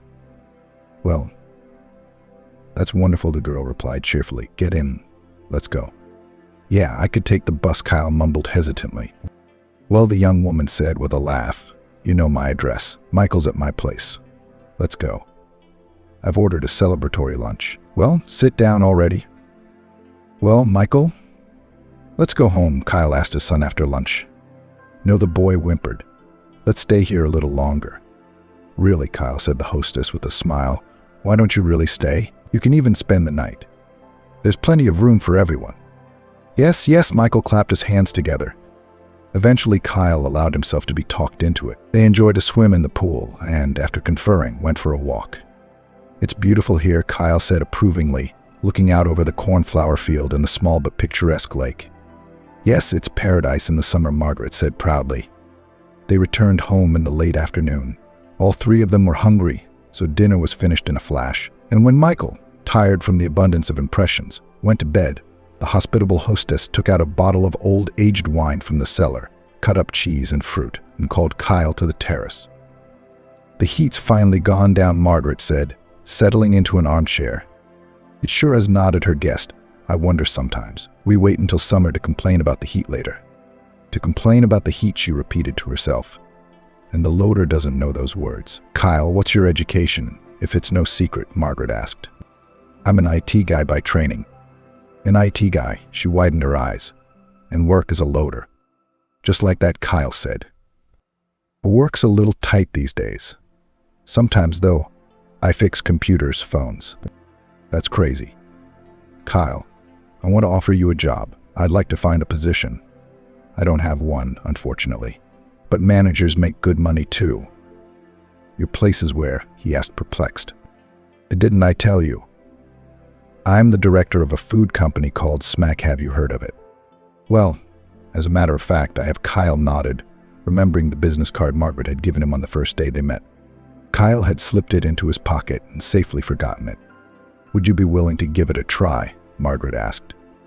I really appreciate everything, but I can't accept such an offer, he said firmly. What offer? Exclaimed the businesswoman. It just seemed to me that the position of manager would appeal to you more than that of loader. But if you don't want it, I won't insist. Sounds like she took offense, Kyle thought, not without surprise, and said out loud, Okay, let's give it a try. Being a manager was much more interesting than being a loader, and Kyle was doing a great job. Some people, however, looked at him askance, saying that his boss had her eye on him and had put him in a warm place. Never mind, Margaret waved her hand. I don't mind it anyway. But what if it's true? She asked quietly. The young people never realized who had made the first move. They kissed passionately and couldn't seem to get enough of each other. That same evening, Kyle and his son moved into Margaret's mansion. Are we family now? Michael asked. And Margaret is going to be my mom. Well, if she wants to be, replied the father. Of course she will, muttered the boy with conviction. And Kyle suddenly said, I'll be right back. Where are you going? Margaret wondered. Wherever I need to go, he replied evasively, and ran out of the house. Kyle returned about 20 minutes later with a bouquet of scarlet roses. When he returned, he asked in a heartfelt voice, Margaret, will you marry me? Yes, she answered without hesitation. Of course I will. Yay, shouted Michael. The news of the impending wedding of the company owner and the new manager spread through the office with lightning speed. So much for being her second-in-command. Terrence, one of the employees who was secretly sighing for his boss, muttered gloomily. Is that all that bothers you? Smirked the office manager, Mary, who in turn had a thing for Terrence. Such passions boiled in the office, and the lovers just enjoyed happiness. Together raised Michael and looked forward to the wedding, which was scheduled in 2 months. If something had overshadowed the happiness of Margaret, it is that she still did not dare to tell her lover about Anderson. On the one hand, there was nothing terrible about it. Coincidences can happen in life. But on the other hand, Margaret did not leave the feeling that their family life began with a phi. But no matter how much the rope twisted, there would be an end. One day, coming home from work, Margaret noticed something white in the mailbox. Probably from the IRS, she thought. When she looked at the return address, she felt hot. The letter was from the colony, and there was only one person who could have sent it. Kyle wasn't home. He'd gone to pick up Michael from the preschool swim class. So Margaret was alone. She sat down on the living room couch and hurriedly printed out the message. Here's admire what you've done, you creature, Anderson wrote. Do you realize my life is over? It was as if Margaret was forcing him to run scams and kill poor women. The letter was accompanied by a photograph of the ex-fiance in a prison robe. Trimmed to the nude, with a cheeky grin, he looked so repulsive that Margaret felt nauseous. Footsteps sounded in the hallway. She barely had time to hide the letter behind the sofa cushions. Is something wrong? Kyle asked, noticing the look on his fiancée's face. Oh no, she shrugged. Everything's fine. In the evening, Margaret had forgotten all about the letter. The next day was a day off. They wanted to get a good night's sleep. It had been a long week. Michael, on the other hand, got up early and went into the living room to watch television. The boy decided to make himself comfortable and put one of the sofa cushions under his head. Underneath it was an envelope. He twirled it in his hands, and then a picture of his daddy fell out of it. It was a picture of him dressed in some gloomy clothes. Michael had seen that in movies about cops and criminals, and for some reason, Dad was also hairless. You awake, hero? Dad asked. Dad, were you bald? I'm bald, marveled Kyle, and his son handed him a photo from the envelope. Good morning, Margaret chimed in. But when she saw Kyle and Michael's faces, she gloomed. Who's that? Kyle asked her. He had a feeling he was about to find out something not too pleasant. That looks like your twin brother.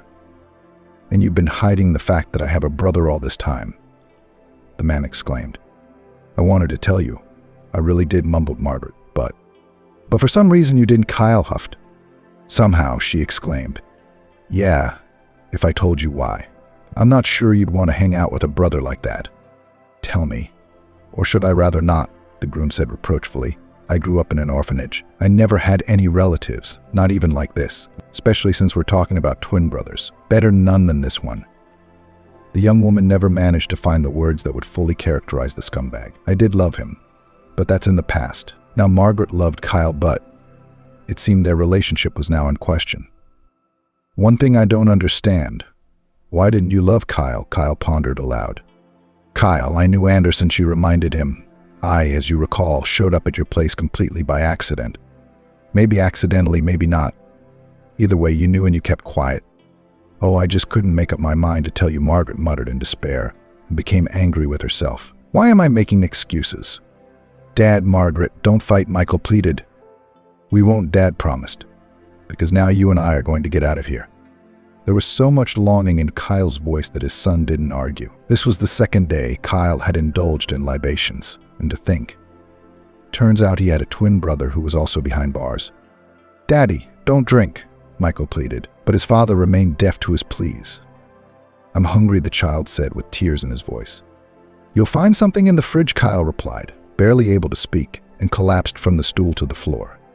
Michael looked in the fridge, but found nothing but frozen hams and a jar of pickles. He cried. When he calmed down a little, he decided to go to Margaret. She would be sure to feed him. Michael remembered that she lived in a village not far from the exit from the city. He had some change and, miraculously, enough for the bus. Why no adults? The conductor asked. They'll meet me, Michael replied, and the woman nodded. As long as the boy paid the fare, which he did. The boy got off at what he thought was the right stop and walked towards the mansions. And then he realized that he had got off in the wrong place. The houses were mixed up with the forest. And soon Michael was horrified to find that he was lost. And then there was thunder and heavy rain. He was really scared. He sat down under a tree and wept bitterly. The rain ended as quickly as it had begun. It was dark outside, and Michael wondered in fear if there were wolves in the woods. Oh my God, he heard an elderly man's voice. What are you doing here? I was on my way to see Margaret and I got lost, Michael exclaimed. And who would she be? Your Margaret, inquired the grandfather, who turned out to be a Forster. She is so beautiful, replied the little boy through his tears. She has white hair, a big car. Not much, the man summarized. Tell you what, let's go to my place and I'll try to help you find your Margaret. After drinking flavored tea and homemade cakes, Michael was so sleepy he wanted to go to bed. So lie down, the Forester commanded. Where are your parents? The boy didn't have his mobile phone on him, so there was no thought of contacting his father or mother. It would be nice to know for sure who Margaret was, but even that didn't seem to be going to happen. Anyway, why would a kid run away from home? I don't have a mom, Michael replied sleepily. Dad and Margaret are getting married, and she's going to be my mom. Only they had a fight and Dad got drunk because of it. I see the Forester nodded profoundly. Waking up from his alcoholic oblivion and not finding his son in the flat, Kyle began to berate himself with his last words. God, what an idiot I am. A fucking alcoholic. This could go all the way to child welfare.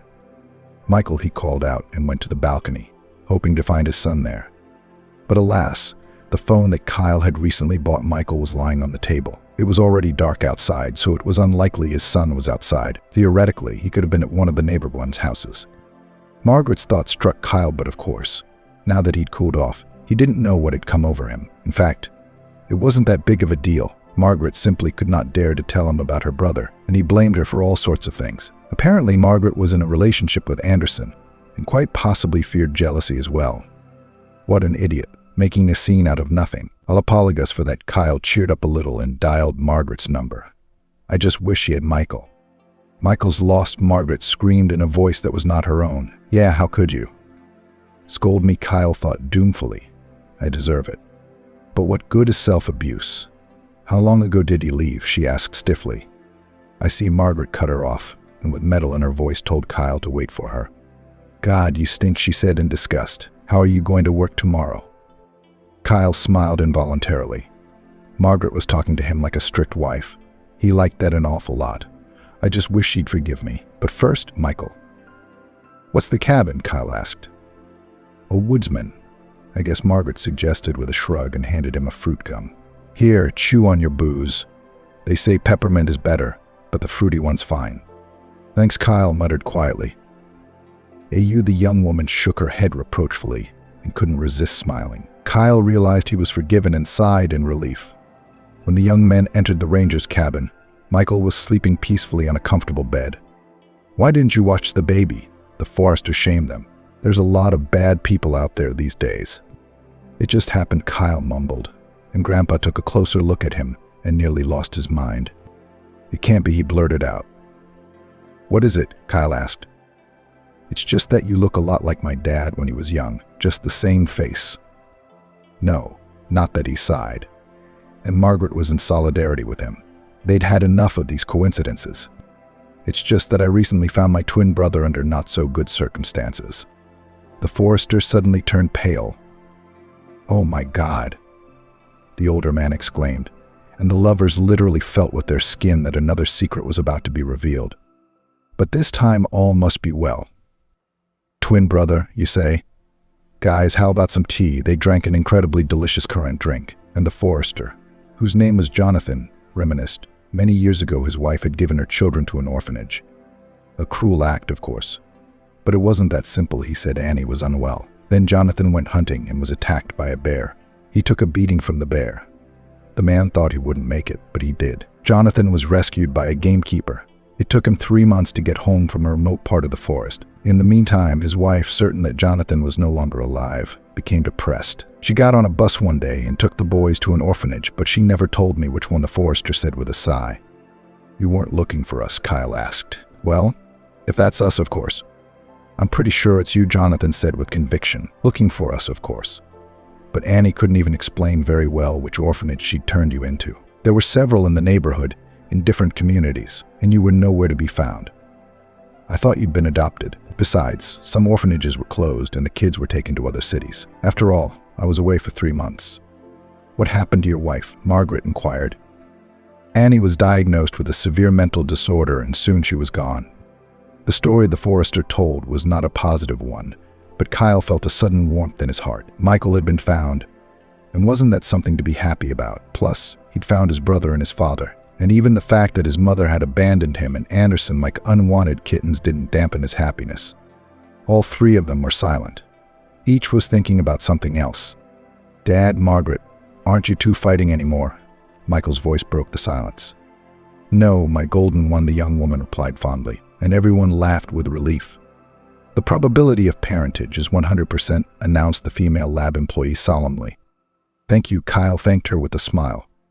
Now he had a father, and Michael had a grandfather, and this grandfather had saved his grandson from spending the night in the woods. It was no other way than Providence had led them to each other. And Kyle had a brother named Anderson, and no matter how much Margaret resisted, he was determined to keep in touch with him. Blood from a sibling is not water. "What if he doesn't want it?" the bride asked. "And my husband. Men like Anderson don't care about anything but money." "We'll see," Kyle said philosophically, and Margaret knew he was determined. But she didn't have time to worry about her ex-fiancé. First of all, today was the last fitting of her wedding dress, which Helen, her future maid of honor, was helping her with. And secondly, she had a visit to the gynecologist. Yesterday, the happy bride took a pregnancy test, which showed 2 stripes. All that remained was to find out when a new life had been born in Margaret. "Kyle, are you very busy?" she asked. The young woman had just come out of the doctor's office, and she couldn't wait to tell her fiancé the happy news. "I'm always free for you," Kyle assured her. "Like a disciplined subordinate, though," he added. "A little busy." "Well," commendable Margaret said cheerfully, "and what do you say, as a future 2-time father?" "I'll say I'm the happiest man in the world," he shouted. The little girl was a miracle. As blonde and blue-eyed as her mother, she looked like a little princess. The caring one was Michael. He cared for his little sister in such a touching way that Margaret sometimes had tears of sympathy. And today his son had made a cake of biscuits. Cassandra was 1 year old today. "She's going to be a pastry chef," said Grandpa Jonathan, who was a frequent visitor to the house. "Not the worst profession," by the way, the daughter-in-law replied. "Getting plugged into the family business. Isn't that bad?" "Who's arguing?"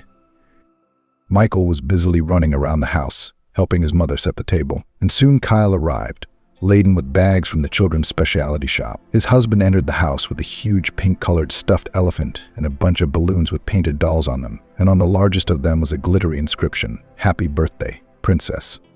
The little girl looked at all this splendor with delight, and the hearts of her parents, grandfather, and brother swooned with love and tenderness for the youngest member of the family.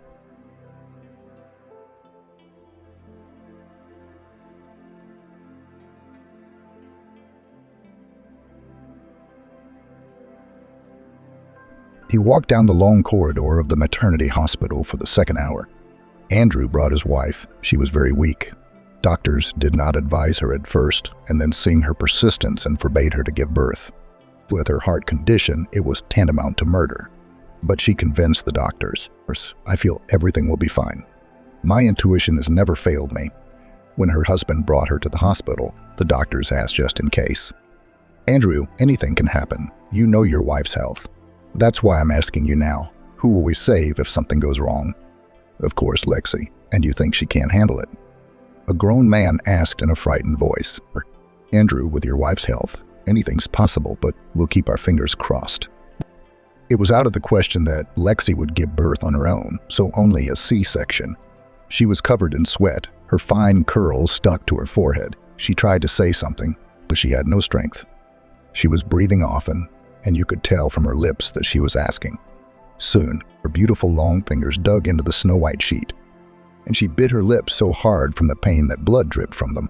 She was injected with a heart medication into her vein. She began to breathe more evenly and said she felt better. She was given anesthesia and labor began.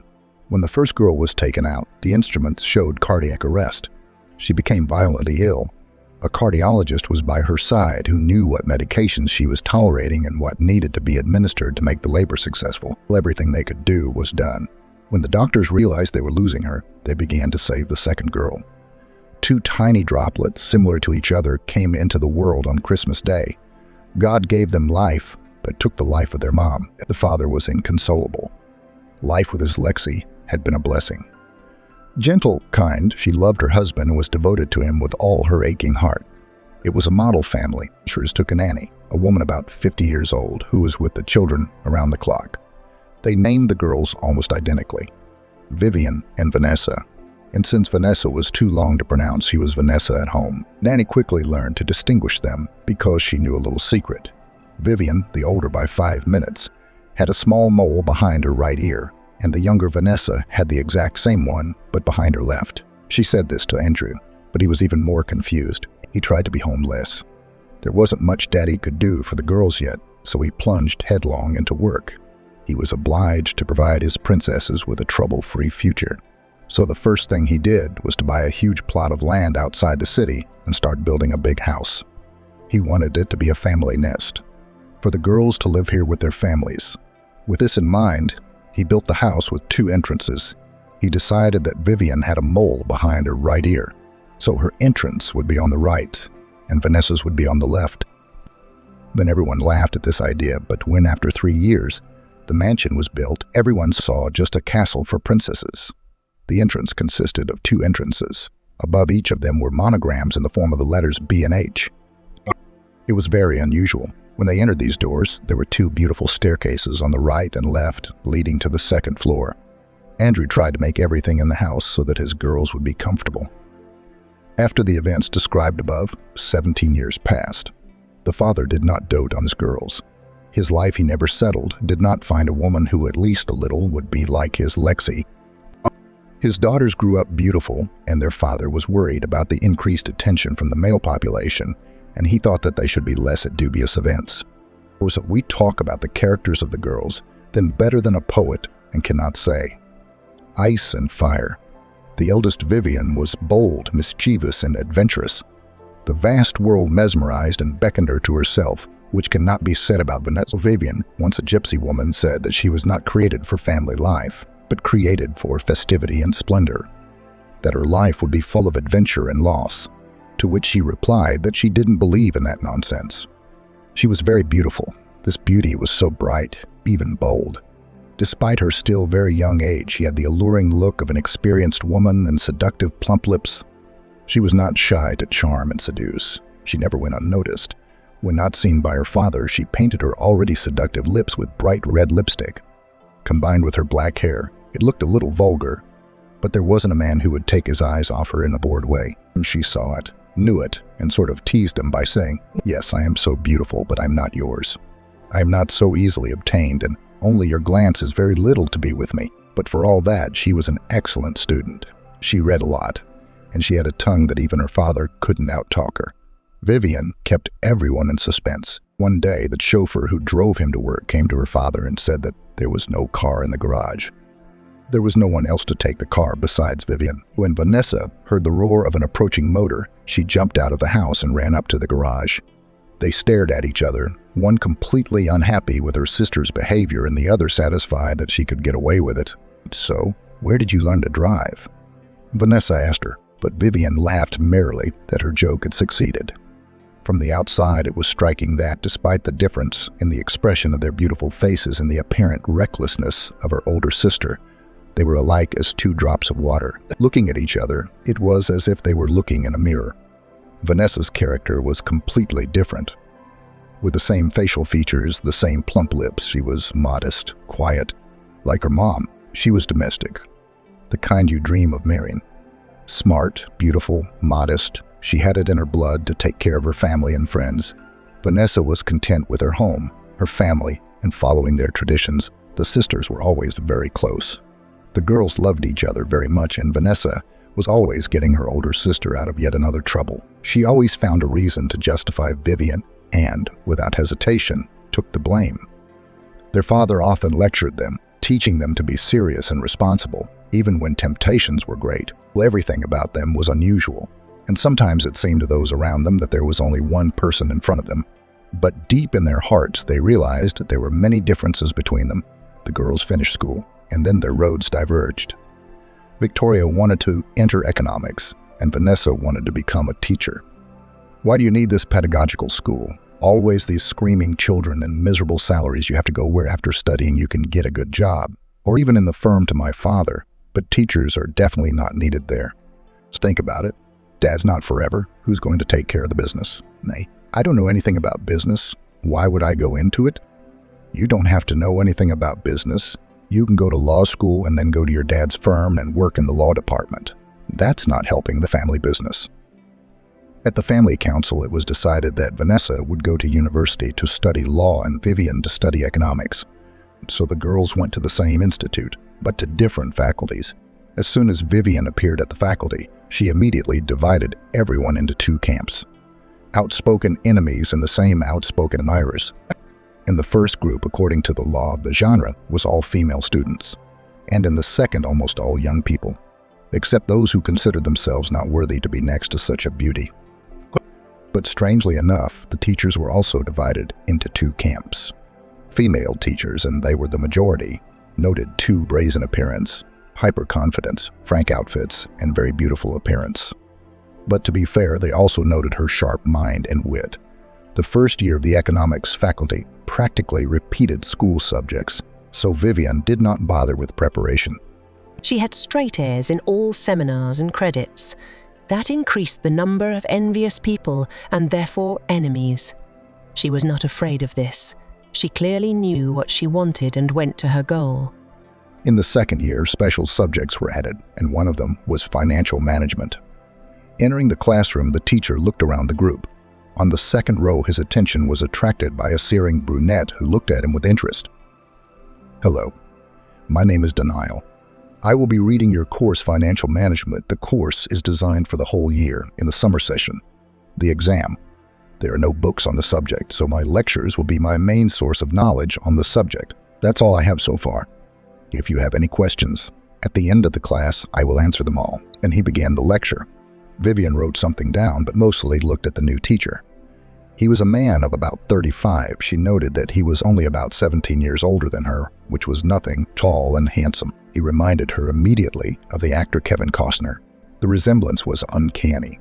She looked at him without taking her eyes off, which was very embarrassing. He noticed a beautiful brunette. It was hard to take his eyes off her too, but he was more experienced than this girl and could control himself. He was clearly attracted to her. At the end of the lecture, Denial, as promised, asked for questions that he was willing to answer. Everyone remained silent, but Vivian decided to ask, "Tell me, has anyone ever told you that you look like the artist Kevin Costner?" Everyone laughed. A little off topic, but I'll answer it so you don't have to worry about it anymore. Yes, it has been said more than once.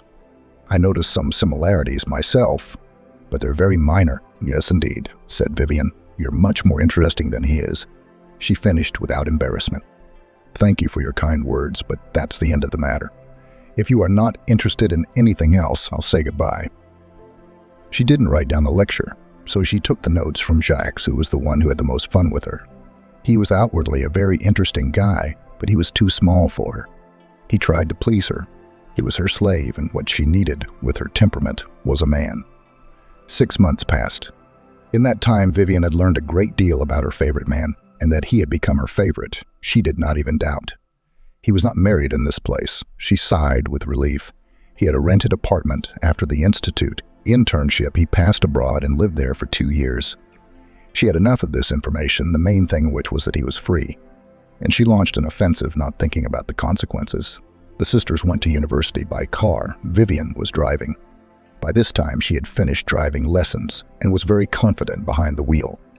It was obvious that she liked to drive, but as a person who was fond of driving, she had exceeded the speed limit more than once. But in some surprising way, without involving her father, she dealt with the situation on her own. The winter session was coming up, and Vivian was not nervous at all because there was no subject that would be difficult for her. She couldn't think of an excuse to be alone with Daniel. But one day, the thought occurred to her to slash his tires and offer her services, a ride home.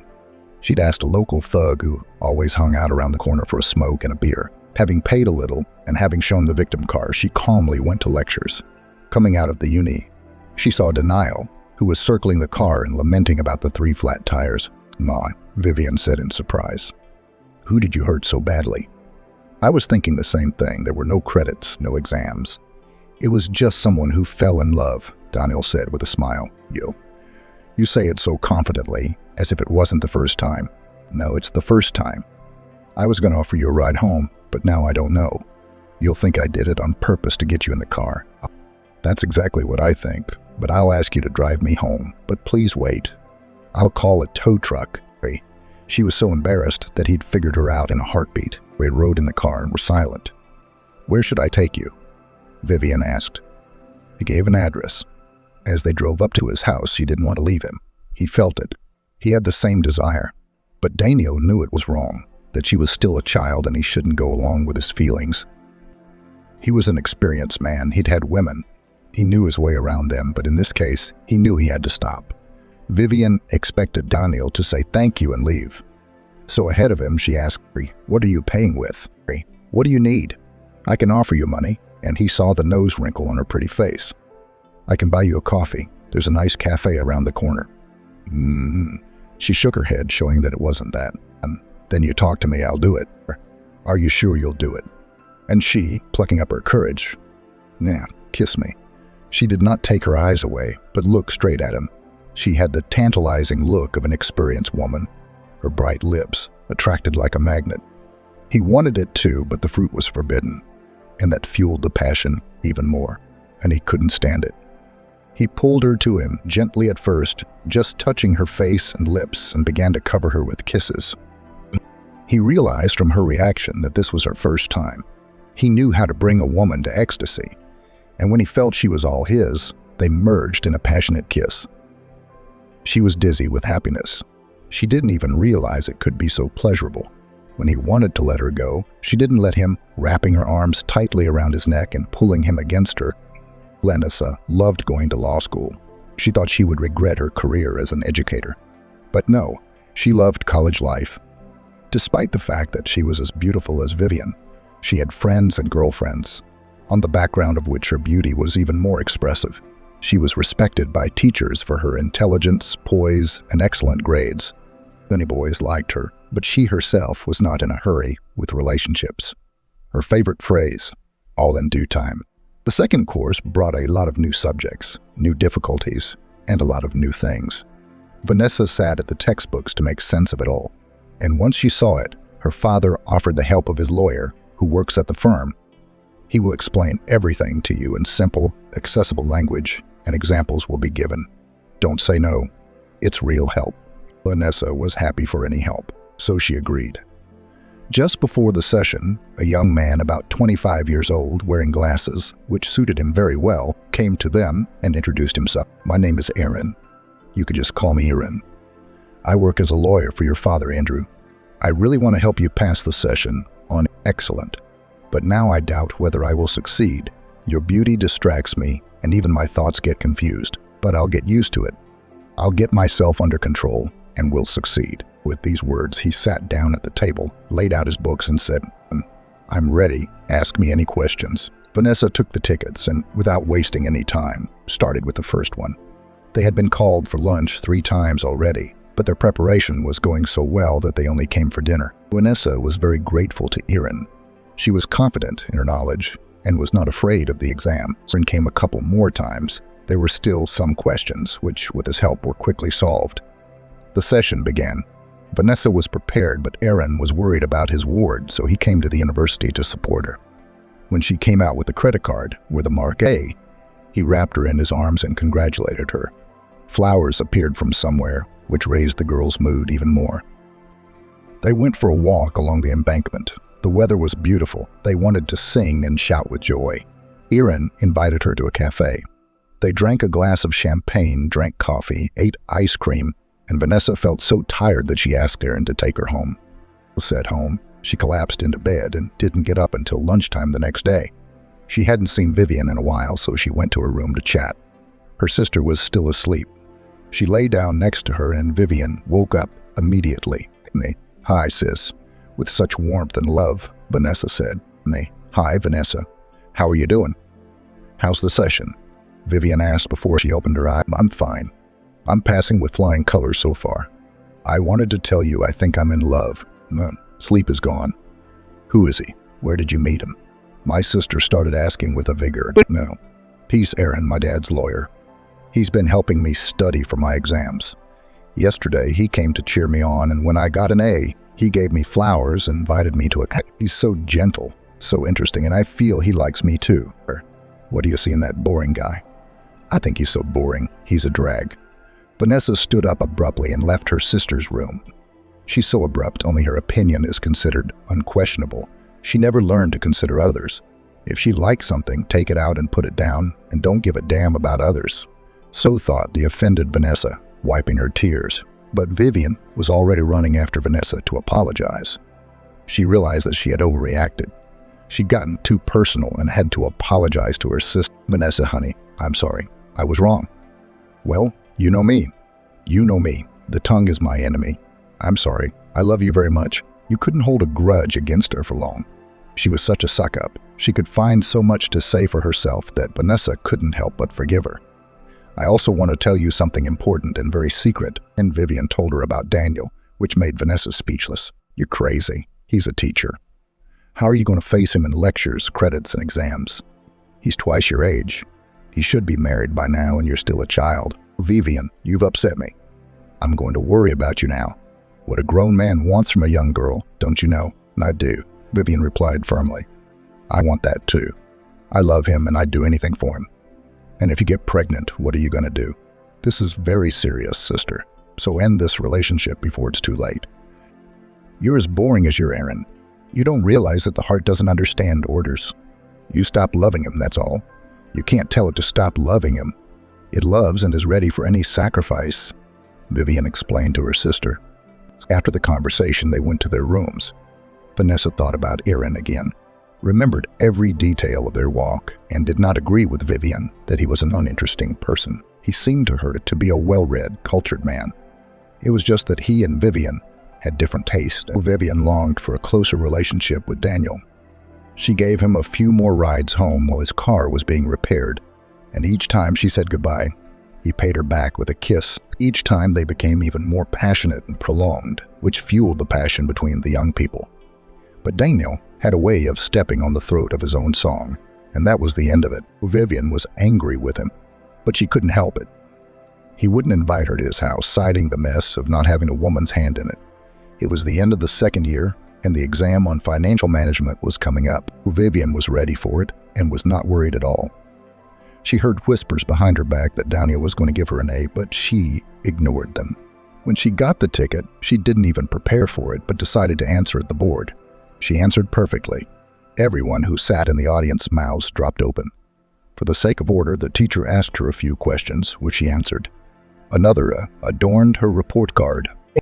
As she left the building, she decided to wait for Daniel, but she saw his car, which meant he wasn't going with her today. Maybe another flat tire. She felt funny that she couldn't think of anything more interesting to do.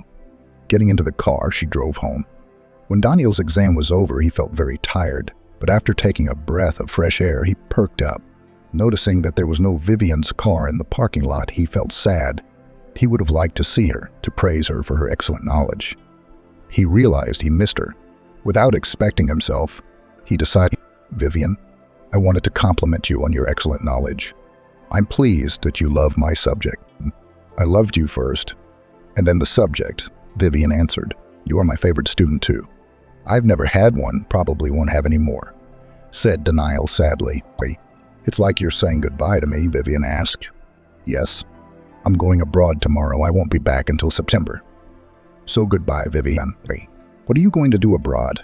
"My parents are there. They're not young anymore. I have to visit them." "I'm going to visit them." "Can I come with you?" "I'll rent an apartment, and in my free time, we'll go for walks, and you'll show me the local beauty." "How do you like my idea?" "Am I good?" "I don't think it's a good idea because I won't have time to go out with you. I'll be busy." "Me? Where are you going?" "Nay, Spain." "Really?" "We have a house in Spain. I won't even have to rent an apartment. I'll live at home." "What city are you in?" He didn't want to tell Vivian all this. Besides his parents, he had friends there and not just men. Nayla he had serious views on. She was a serious and very nice girl. He liked her. Daniel's mom wanted them to be together, so pretty Vivian would be an obvious choice. "No, Vivian, I'm sorry, but no. I don't need to see you. I understand you have a woman you're going to see, and I'm in the way. Is that right?" She waited fearfully for an answer. "Yes, Vivian, you're right. And besides, you and I are not a couple at all. I'm much older than you. You still have a long way to go. Goodbye." Tears dripped from her eyes. She couldn't see anything and stopped to avoid an accident. "I'm still going to Spain, and tomorrow too. I have my passport and tickets are no problem."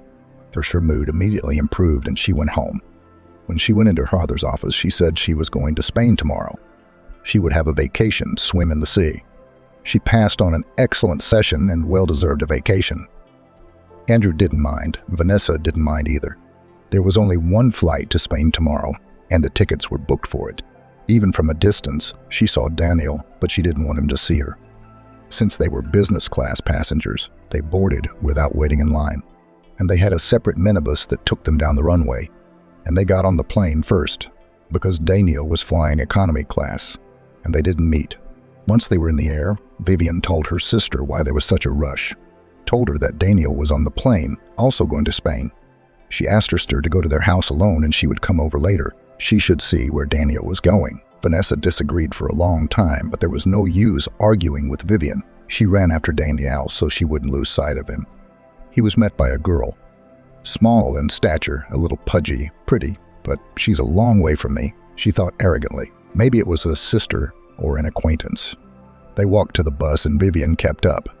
When they got off the bus, they immediately ducked into a cab. While she was looking for a car, they had already pulled away, but she told the cab driver which car to follow. It was getting dark, and when her car stopped, she saw that a completely different person had gotten out of the car they were following. The cab driver had mixed up the cars and followed the other one. Vivian looked around. Everything was unfamiliar. The cab driver was gone. What should she do? The neighborhood didn't look like a rich one. There were small houses all around, and she realized that she had to get out of here quickly. She went in the direction where the cab had gone. She wanted to ask how to get to the bus, but she didn't meet anyone. A group of young men and girls were walking towards her. She asked them how to get to the bus, but she didn't remember anything else. She woke up in some dirty shed. She had a headache and smelled terrible. It felt like there was a toilet nearby. When her eyes got used to the darkness, she realized she was in a shed with a hole in the roof and a toilet pit next to it. She wanted to get up, but her legs were tied with duct tape. She didn't have her phone, money, or purse with her. Her hands were stiff from the duct tape, so she tried to tear it with her teeth and free herself. When she freed her hands and started to untie her legs, at that moment a man entered the shed and explained in broken English that she should not hurry anywhere. They had her passport, phone, and money. Where did such a beautiful girl come from? I'm from Chicago. Let me go. No, we need a bird like that for ourselves.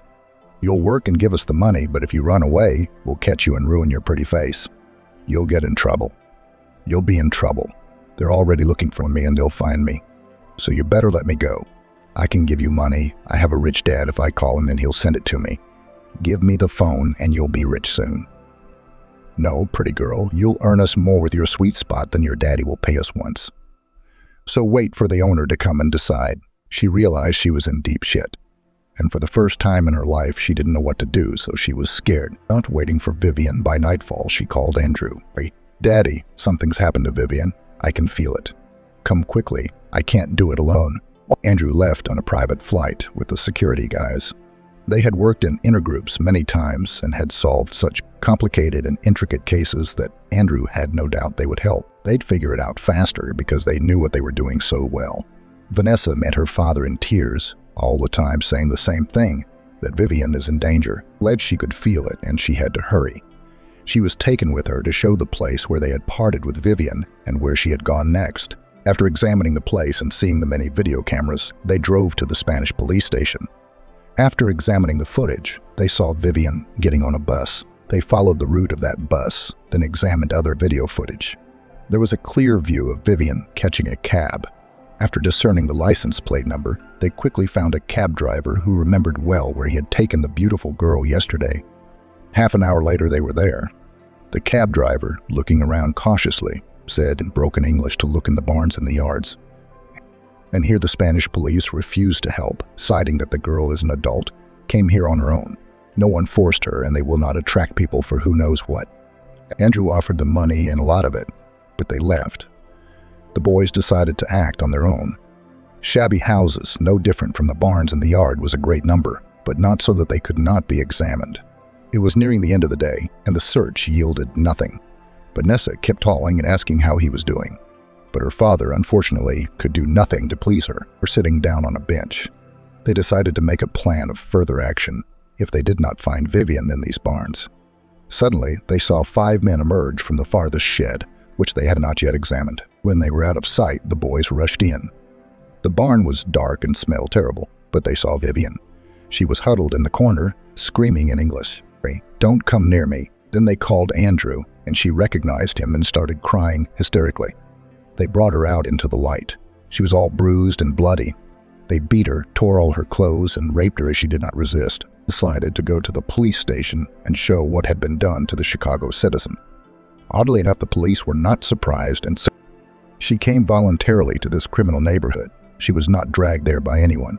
She knew what might be waiting for her there. Else, how could she have known what was waiting for her? She was looking for a friend. Why didn't she take the same cab back to the city? She saw the neighborhood she was in. She came here on purpose to find adventure. If she'd been kidnapped, there'd be a crime, but here we don't see a lineup. Do you think it's normal for a girl to be in this state? If she'd enjoyed the adventure, she wouldn't have resisted. She'd have satisfied everyone, and she wouldn't have been beaten up like that. But she was raped. Is that normal in your country? Andrew wanted to leave the police station as soon as possible and come home. Vanessa met her sister in tears and wanted to hug her, but Vivian pushed her away and ran to the bathroom. 2 hours passed, but the sister didn't come out. Everyone started worrying and banging on the door. Finally, the boys broke the lock and went into the bathroom. Vivian was lying there staring dumbly at the ceiling with completely lifeless eyes. There was nothing like Vivian had been 2 days earlier. When she finally got out of the bathtub and changed her clothes, her father decided not to stay here anymore, but to go to Chicago. Vivian would need good psychological help and maybe even psychiatric help. Lay she at home, she locked herself in her room, refused to come out for 24 hours, refused to eat. Her father called their home doctor, a fairly elderly woman with a lot of experience, that she should be seen by a gynecologist for pregnancy, take tests to make sure she hadn't contracted any diseases, and definitely a psychologist. I will recommend you a very good specialist who pulled people out of terrible situations. Of course, there is not much good, but don't worry. She is young, healthy, time will pass, and she will come to her senses. She refused to go to the doctor. She became hysterical. So another week passed, but her condition didn't improve. The doctor, Laurel, said to give her sleeping pills and take her to the doctor. It's her health. Don't procrastinate. Andrew had arranged with the doctor in advance, and when Vivian was brought in, she was immediately admitted, examined, and tests were taken. They took blood from a vein at once so that the tests would be more accurate. When Vivian woke up, she was already in her bed. Nothing worse than waiting. Vanessa was very nervous for her sister. She had gotten gaunt, wouldn't leave the house, and kept waiting for Vivian to call her to her bedside. 3 days later, they got a call from the hospital saying that the tests were ready. Vanessa went to the hospital and from there to Laurel to see what the tests said. After seeing the tests, the doctor reassured Vanessa. She is not pregnant. Already good, there are no STIs. It is too early to check for AIDS. In a month and a half, we will take a second blood test. So it's not that bad. Now we can look at her morale. Vanessa told me all this at home. Everyone cheered up a bit. The news wasn't bad after all. Laurel gave the psychologist's phone number and told her not to hesitate to invite him to see Vivian.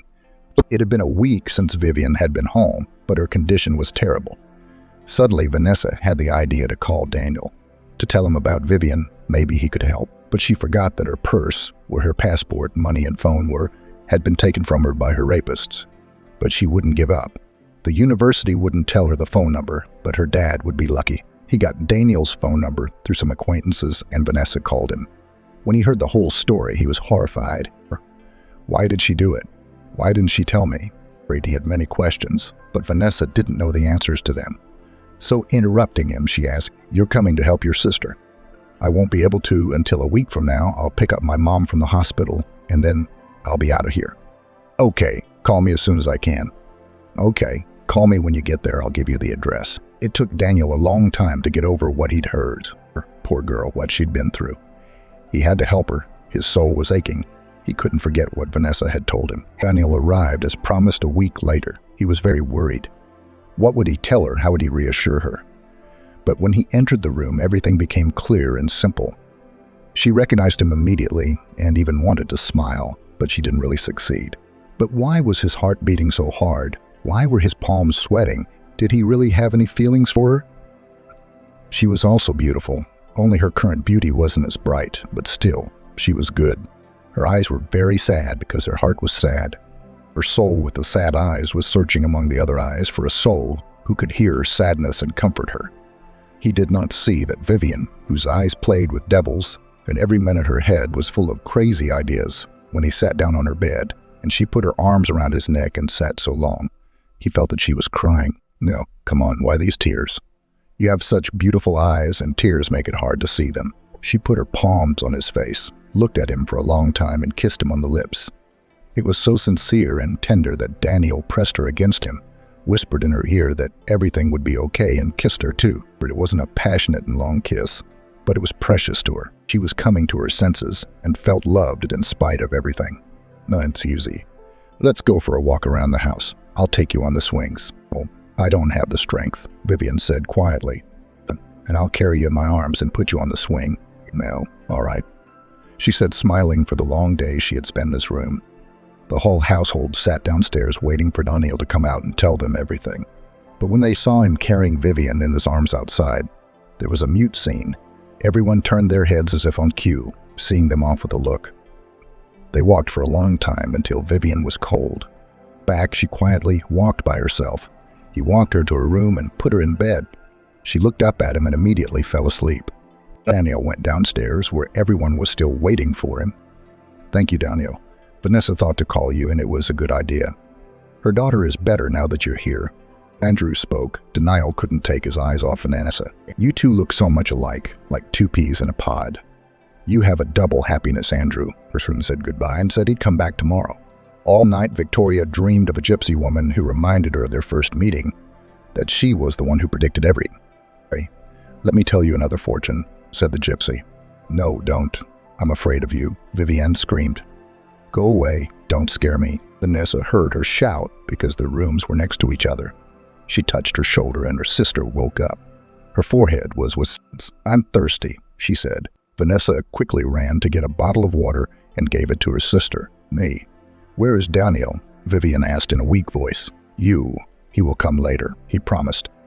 It was July outside the window and the weather was like fall. It had been raining since morning and it was chilly. Vivian didn't want to eat, but she was sleepy. Her head fell on the pillow and sleep again took her in its soft and gentle embrace. Again, she dreamed of the gypsy woman. Your misfortunes are not yet over, you have. At this point, Vivian woke up. She was breathing heavily in her arms. Her hands were shaking as if she had Parkinson's disease. She couldn't calm down for a long time, afraid to close her eyes and see the gypsy woman again, who would tell her what trouble still awaited her. Still no Daniel. She sat down on the bed, slid her feet to the floor, and walked leisurely out of the room. For the first time in a long time, she sat at the communal table and ate lunch. "What's taking Daniel so long?" she asked Vanessa. "Let's call him," and her sister started dialing his number. But the caller was unavailable. Vivian started to get nervous, crying and saying that he was disgusted with her after the rape. At the same time, Daniel's Carvaz 2109, following the highway in the direction of Vivian's house, kept to the left side and did not exceed the speed limit. The road was difficult. It was raining. The driver of the truck drove on the side of oncoming traffic, failed to cope with the control, and collided with the car Hyundai Accent, and that in turn rammed the car Daniel. He made a few circles on the car and drove into the ditch. Fortunately, the car did not overturn. After hitting his head, he lost consciousness. When the doctors arrived, they took him out of the car, gave him first aid, and took him to the hospital for a CT scan to rule out brain damage. Clean and teeming, he was able to call Vivian and tell her what had happened to him. Vanessa went to visit him, and Aaron volunteered to accompany her. Daniel's head was bandaged, but he felt fine. 3 days later, he was at Vivian's, but he had to get there by cab. His car was being repaired. He had to wait a little while because she had a psychologist. Vivian looked much better. A blush appeared on her cheeks when she saw Daniel.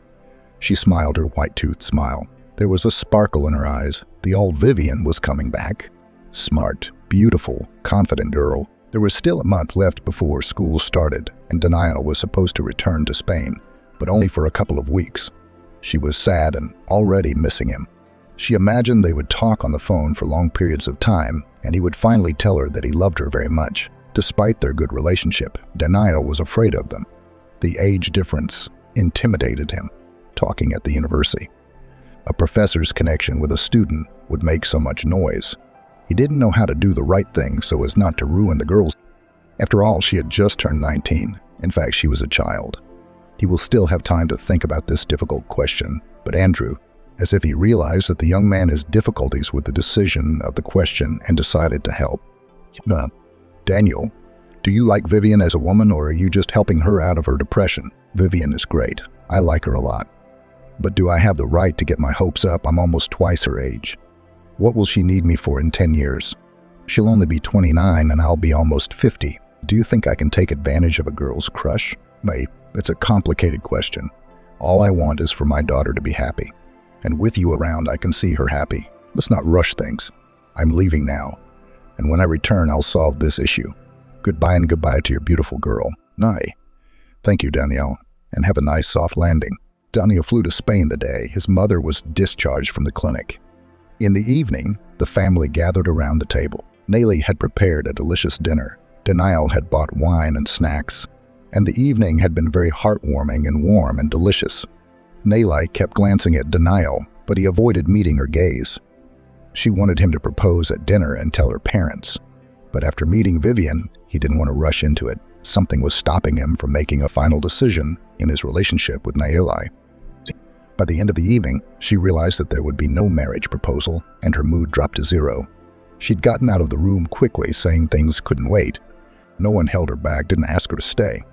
Daniel walked her to the door and with a peck on the cheek said goodbye. He didn't explain anything to his parents. He had to think about everything himself. At 35, Daniel should have gotten married a long time ago. Vivian was clearly too young for that. She needs to learn. He's sure she's mistaking a crush for great love. A young girl who dreams of the role of a wife may very soon be disappointed in this status. After all, romantic relationships and marriage are far from the same things. There will no longer be secret meetings, kisses with hindsight. There will not be that adrenaline that plays in the blood. Family life will begin, in which everyone has their own responsibilities, but the husband to earn money and provide for the family, to do men's housework, and the wife to cook, to wash, to give birth. A man should make life easier for a woman, and he would do it by all means, but won't family life be a burden for a young girl who has not yet had her fill, He, as an adult man, knows what he wants. The storm of hormones has already been experienced. So in a woman, he appreciates not only the appearance, attractiveness, but rather her inner world, her willingness to follow such values as family, children. Vivian is hardly ready for all this. And one more thing worried him. Very beautiful Vivian. Of course, jealousy is inherent in many men, but when following such a woman, men wring their necks will not give him peace. Despite the fact that he, as a man, has become both professionally and financially, and, it would seem, confident in himself. The feeling of jealousy is not alien to him, and with Vivian, he'll always live like a volcano. That's what Daniel thought lying in his room, about his future relationship with Vivian. His thoughts were interrupted by a phone call. It was Nayli. There was still no avoiding the conversation, and he answered it. Yes, Nayli, is something wrong? Yes, it is. I want to ask you, is there not going to be a marriage proposal? Don't feel sorry for me, just tell it like it is. Don't keep me on a short leash or on reserve. You know how I feel about you, and I don't deserve to be treated like I don't exist and we haven't agreed on anything. Daniel didn't interrupt her the whole time, but listened intently. He realized she was right, but he didn't understand what was holding him back from proposing to her. Nayli, give me a couple or 3 more days and I'll make up my mind. No offense. Is that a deal? Or deal, and she was the first to disconnect. His mind went back to his thoughts. Nayli is 29 years old. She's accomplished as a professional, financially independent, self-sufficient. The best age to get married and have children. She's a decent person, kind, sincere, loves children. And how does she cook? You can't beat it. She's not beautiful, but she's pretty. Here she is, a ready wife and future mother to your children. What's there to think about? If you marry Nayli, you will never regret your choice, said the inner voice with which he always liked to argue. You've known her for years, a trusted companion, and importantly, your parents like her. Yes, that's true. His mom, Jezebel, told him to marry Nayli, that's all. And you like her yourself, because you have to go to bed with her, not your mom, the inner voice advised. Before I met Vivian, I thought I loved her. Well, then it's settled, call and propose, commanded the inner voice. I will.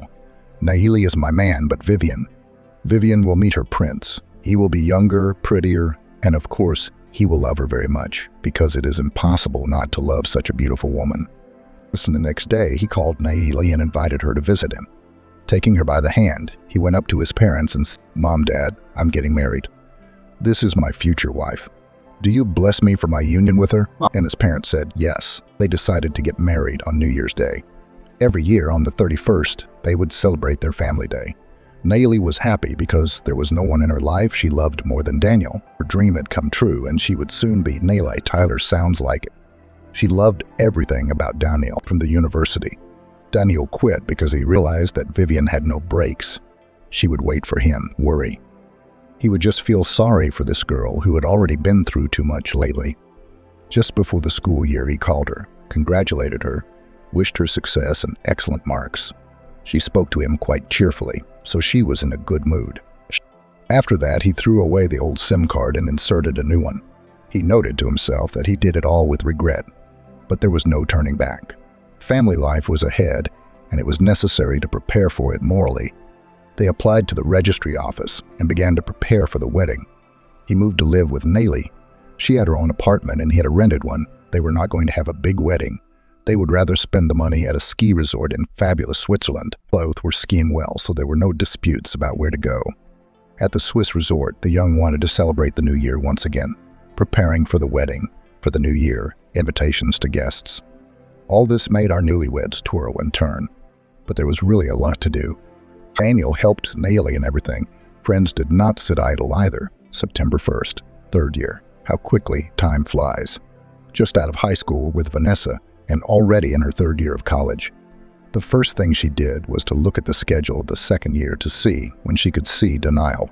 His class was scheduled 3 times a week. Like us, nothing in the schedule had changed. I'll come by tomorrow and say hello. I miss him so much, Vivian thought languidly, closing her eyes. She didn't even notice that the name of the teacher was different from the name of the subject. She was so engrossed in the upcoming meeting that she bumped her forehead against Jacko's. No, look how mature you've become. What a handsome man. What shoulders, Jax. You should go into modeling. You look really good. Do you really like me? Maybe we could go out, celebrate the beginning of school. No, Zaniechka, I don't mean like you. You're handsome, no argument, but you're not mine. As a friend, I won't give you to anyone. Got it? Understood, Jax said with a faded look. While they were talking to Jax, dozens of guys' eyes opened wider at the sight of Vivian, especially the freshman. Pretty girl. What year are you in now, the older ones asked. Go, you're still young. Answered them the girl. The next day, she chose her outfit more carefully. Her makeup was minimal. She knew that Daniel liked it better. As she approached the auditorium where he was supposed to have his lecture, she waited stubbornly for him. Students came in. Many she knew and said hello, but here a man showed up. But it wasn't denial. He came to the door and asked Vivian, "Will you be coming in?" "No, I'm looking for Daniel." "I don't know who he is. I'm sorry." She rushed to the dean's office. "Tally, honey, where's Daniel?" "Well, he quit back in the summer." "He quit. Do you know where he went?"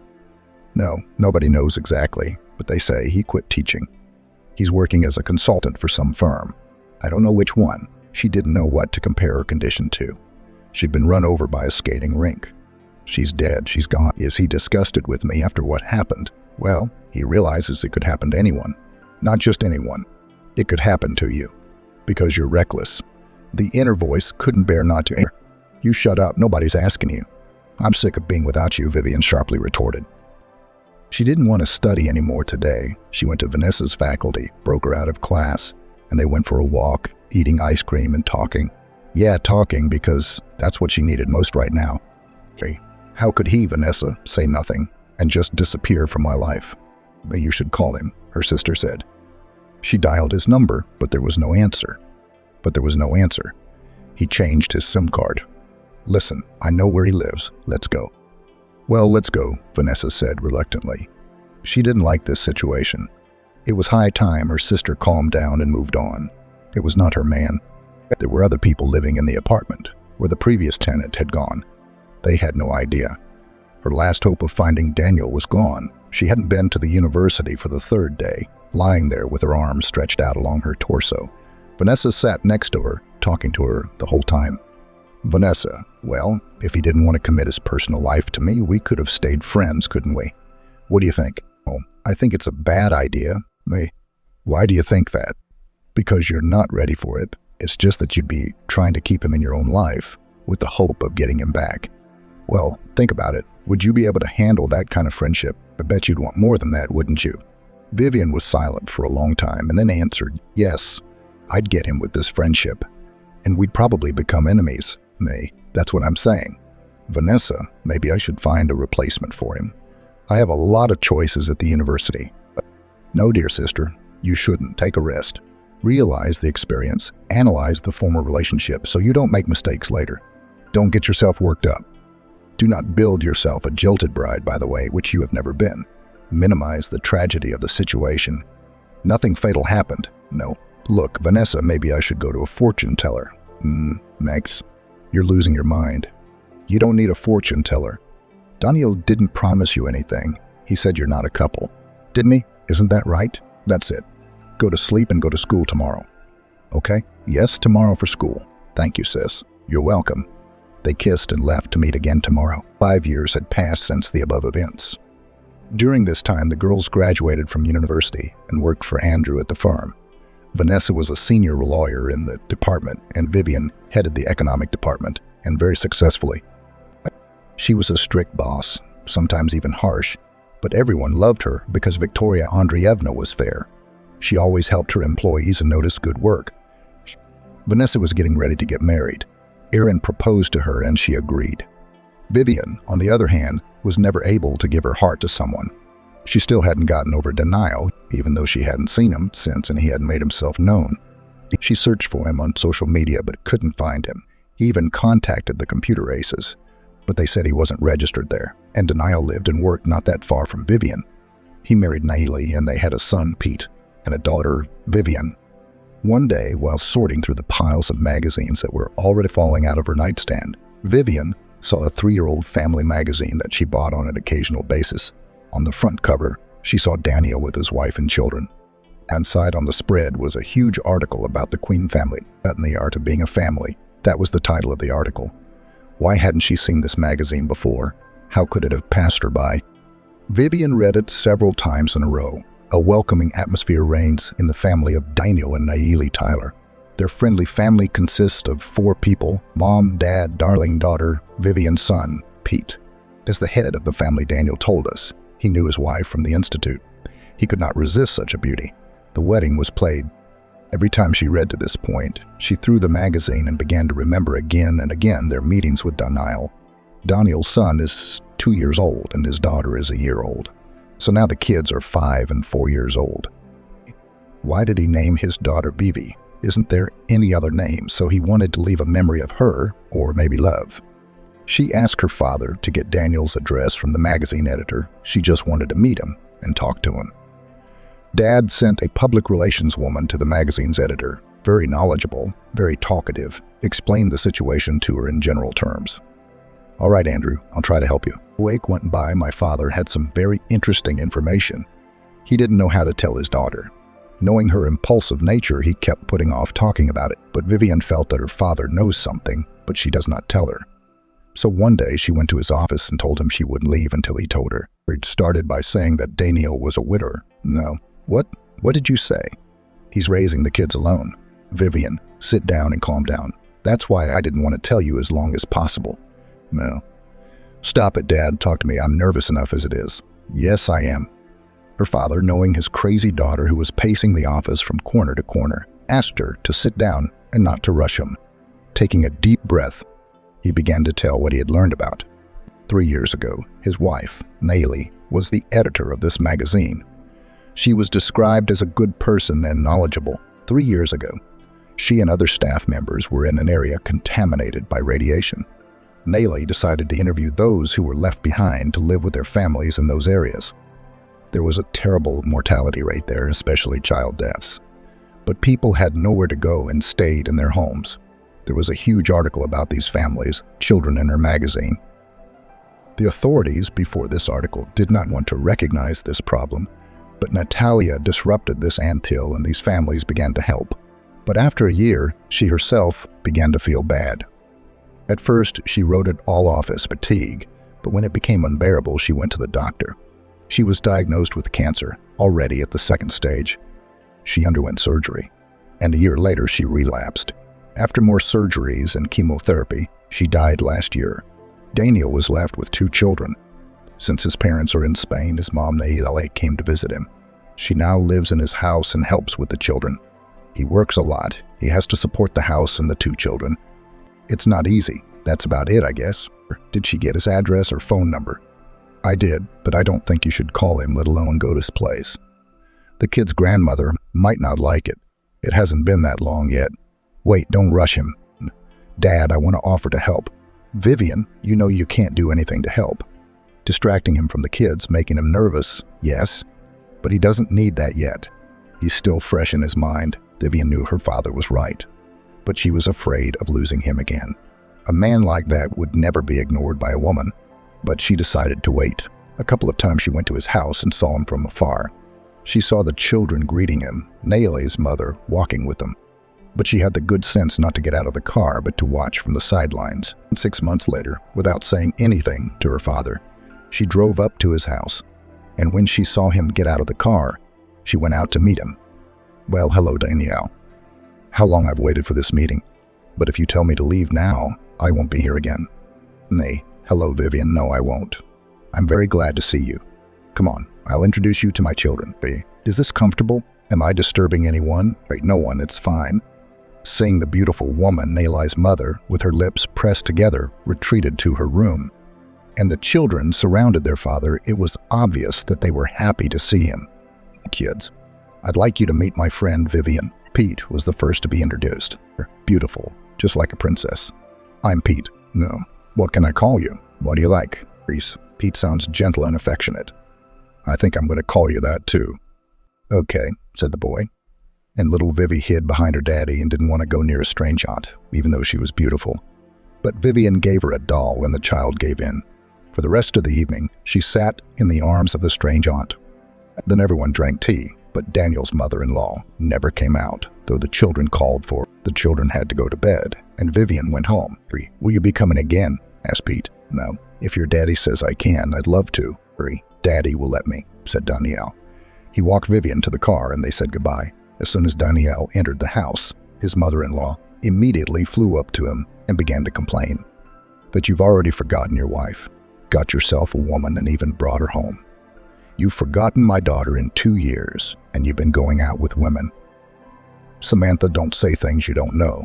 Vivian is an old acquaintance of mine, former student. I've never forgotten Haley and I never will. So then why did she come to our house? Swear to me you're not having an affair with her, my mother-in-law asked in a raised tone of voice. Well, first of all, I'm not going to swear anything to you. She came to my house. And secondly, my friends can come to me, or I have to ask your permission who can come to me and who cannot. I'm an adult and will decide for myself who I will socialize with and when. I'm very grateful for your help, but if it's in exchange for controlling my personal life, I'd rather put my kids in daycare. Samantha said, I'm sorry. Samantha was afraid that her son-in-law could deprive her of communication with her grandchildren and lowered the degree of claims. You do not take offense at me. It just hurt for my daughter. She just died, and you've already found someone else. I've said my piece, Samantha, and I'm not going back to this conversation. I told you before, and I'll tell you now. If there's a woman my children love, she'll be my wife. Of course, I won't be single all my life, however much you may wish it. At the same time, I never forget Neeli for a moment, and I'm very grateful to her for the years we've been together. The week passed quietly. Vivian neither came nor called. Sunday afternoon, she came over and invited me to take the kids for a walk. There's nothing for them to do outside. It's cold out there. They can catch a cold, said the mother-in-law, as always loudly and with an irritated intonation. No. And we'll go to the shopping center. It's warm there, lots of entertainment. I think the children will like it. Said Vivian in a calm tone. Who do you think you are? She thinks. Samantha mocked her. Your opinion is nobody here, eh? But Daniel came up and the mother-in-law faltered. Daniel told the kids to get dressed. We're going out. Yay, aye, shouted the children. Of course, Grandma loved them, but they had been at home all week, walking around the house. They, understandably, wanted entertainment. While riding in the car, Vivian talked to Pete. He knew a lot of fairy tales and talked about good and evil, but he didn't know letters. He couldn't read, and he was already 6 years old. Vivi was still a little girl, but it was time for her to study a little too. Daniel, kids need to be put in daycare. They don't socialize with their peers. They don't do anything but read stories. That's good, but it's not enough. Children need to develop. Daniel didn't say anything, but realized that Vivian was right. When they arrived, they went to the children's entertainment center. The kids were playing there and Pete came over too. He looked at first, but then he wanted to play too. He started pushing the kids to get into the center. The kids didn't like that and they started pushing him too. Daniel wanted to intervene, but Vivian stopped him. This is what I told you about.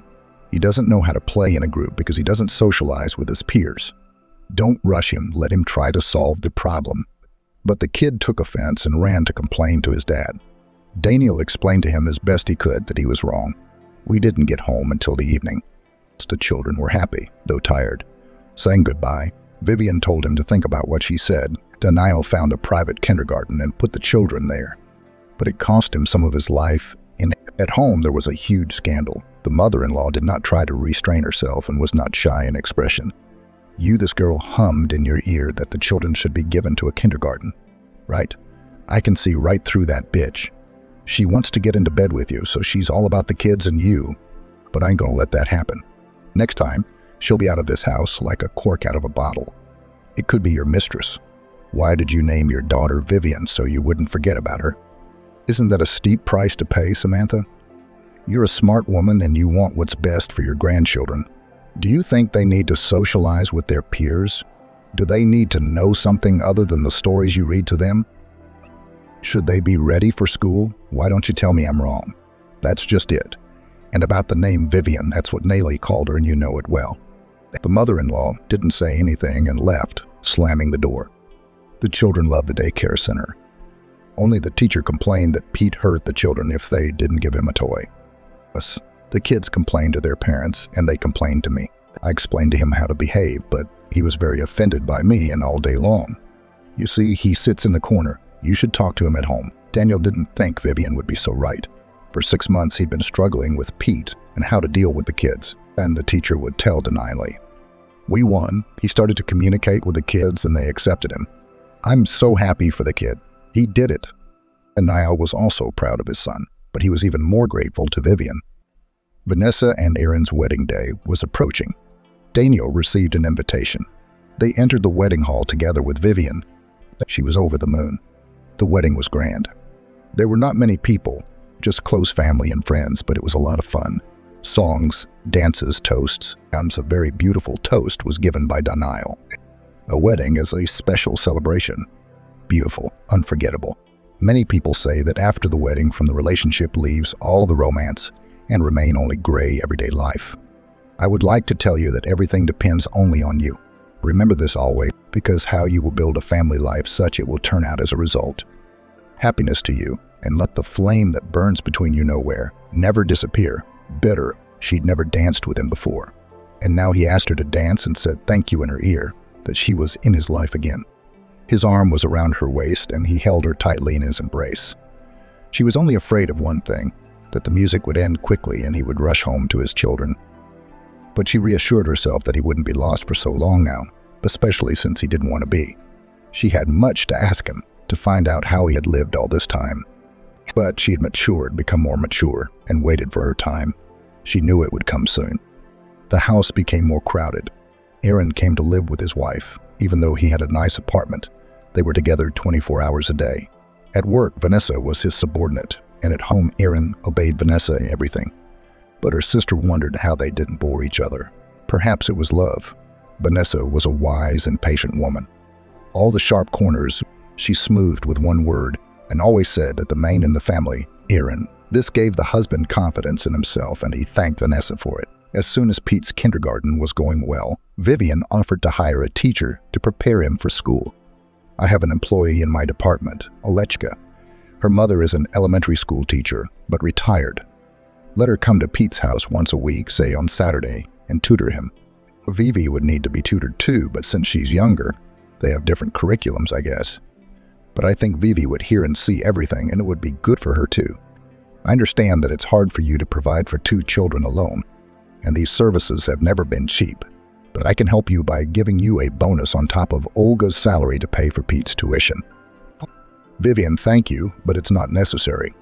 I earn good money, and I can pay my son's tuition. Don't humiliate me. I'm a man, and I've always felt responsible for my family and children. No offense, Denial, I mean it in the best of intentions. Then I'll make a deal, and we'll start school on Saturday. Nay, thank you, Vivian. You've been a great help. On Saturday, as agreed, Narmin came to Pete's house. He liked her immediately. As Vivian had expected, her daughter stood like a tin soldier and absorbed what the teacher was saying to Pete. Samantha was the only one who wasn't satisfied. The children were being bored with their lessons, teaching and teaching as if they wouldn't have time to learn everything in school. But when in a month, both children knew all the letters and Pete was already reading by syllables, she cried, kissed him on the top of his head and said, "What a good boy you are. You're just like your mommy. She'd be proud of you."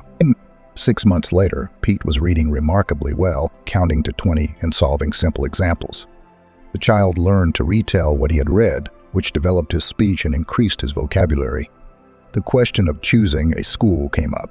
There was a school in the cottage community, but Daniel wanted a more prestigious one. Vivian advised him to give to this school, which is not far from his home. Your mother-in-law might get sick. You're on a business trip. The child can get to school on his own. It's quiet here. There's security, no strangers' cars. And when you go to high school, you can transfer to a prestigious school. Carmen will also come at first to help the child to do his homework. And in 4 years, we'll see. Daniel agreed with Vivian's arguments, and Pete went to a school near the house. Everyone came to see him off to first grade. His grandmother, sister, father, and Aunt Vivian. The child was very happy, felt supported, and was not afraid of anything. Little Vivi was raring to go to her brother. She wanted to stand next to him and hold his hand. Finally, Denial let her go, and she went over to Pete and stood beside him. She didn't want to go home, so she went to class with him. Then they were brought home together. The first day there were no classes, but there was a knowledge day holiday. For the first time, Samantha saw him off and met him from school. And after 2 months, he was already walking with other children on his own, so the adults had calculated everything correctly. Armin came to Pete, did lessons with him, and was very pleased with her student. Danielle saw that it was hard for her to come to her son every day, so he offered her to live in the house, and on Saturday he would take her home. She agreed because she wanted to give up her classes. Age was taking its toll. Samantha sulked at first, did not even speak, but seeing the peaceful and calm character of Norman became softer. They talked a lot about life, took walks, drank tea, and the mother-in-law was glad of such a neighborhood. Delusional Vivian and Danielle were very timidly establishing a relationship. She was sure that a relationship with a man would bring her what she needed: love, tenderness, attention.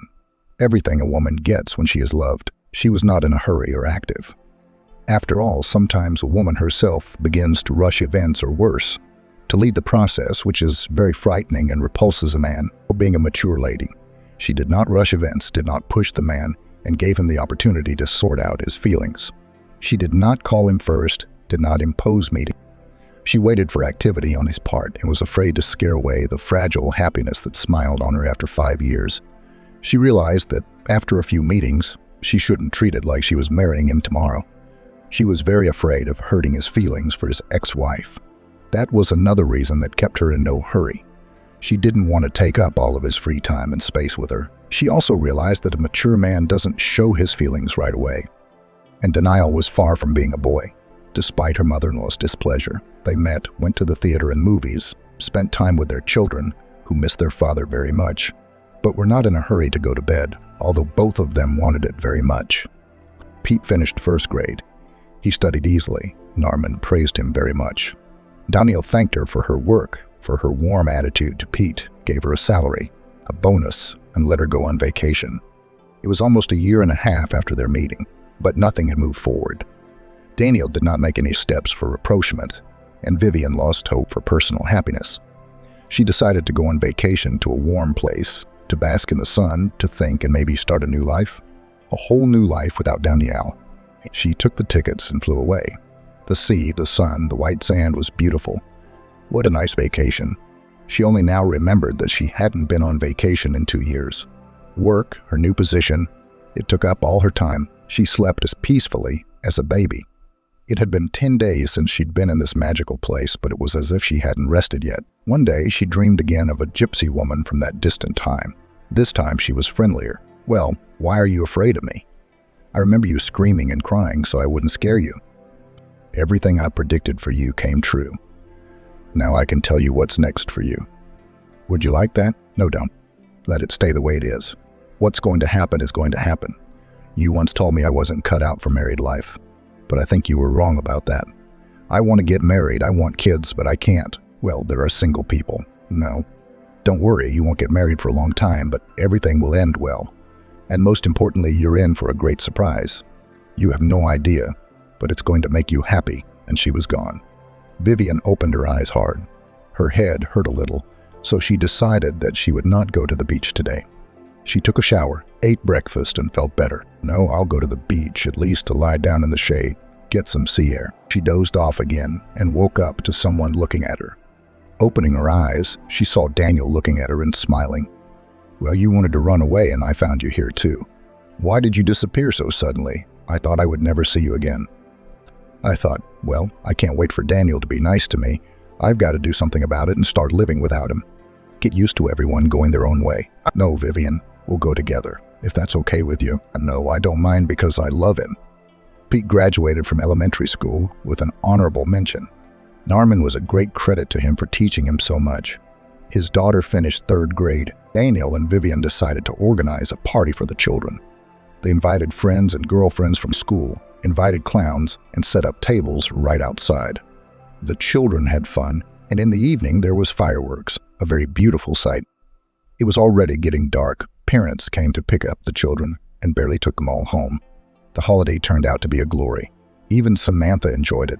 Vivian wanted to go home, but Daniel suggested she stay and go only in the morning. But Samantha had a point here too. It's late for kids, but it's not too late for adults to go home, especially by car. No way she wanted another woman next to Daniel. Vivian didn't argue, packed up and left. As she passed her mother-in-law, Daniel, "Thank God she's gone, or she'd be here all night. As long as I'm alive, no woman will come here." Daniel realized he had to make things right with Vivian. The kids adored her, and she was great to them too, not a mom to the kids. With these thoughts in mind, he drove to her place. On the way, he bought flowers, stopped at a jewelry store, and bought a ring. The closer he drove to her house, the more his heart pounded. It had been almost 6 years since Naila had been gone. He'd never had a relationship with anyone but Vivian. He'd liked her then, he liked her now, but did he love her? Yes, he knew he did. Fear of losing her speaks to his true feelings for this woman. He has a desire to protect, pity her, care for, and defend her. It speaks of love and tender feelings for her. He truly admired his Vivian, and apart from her, he needed no one. She was a sensual woman, a real gift for a man.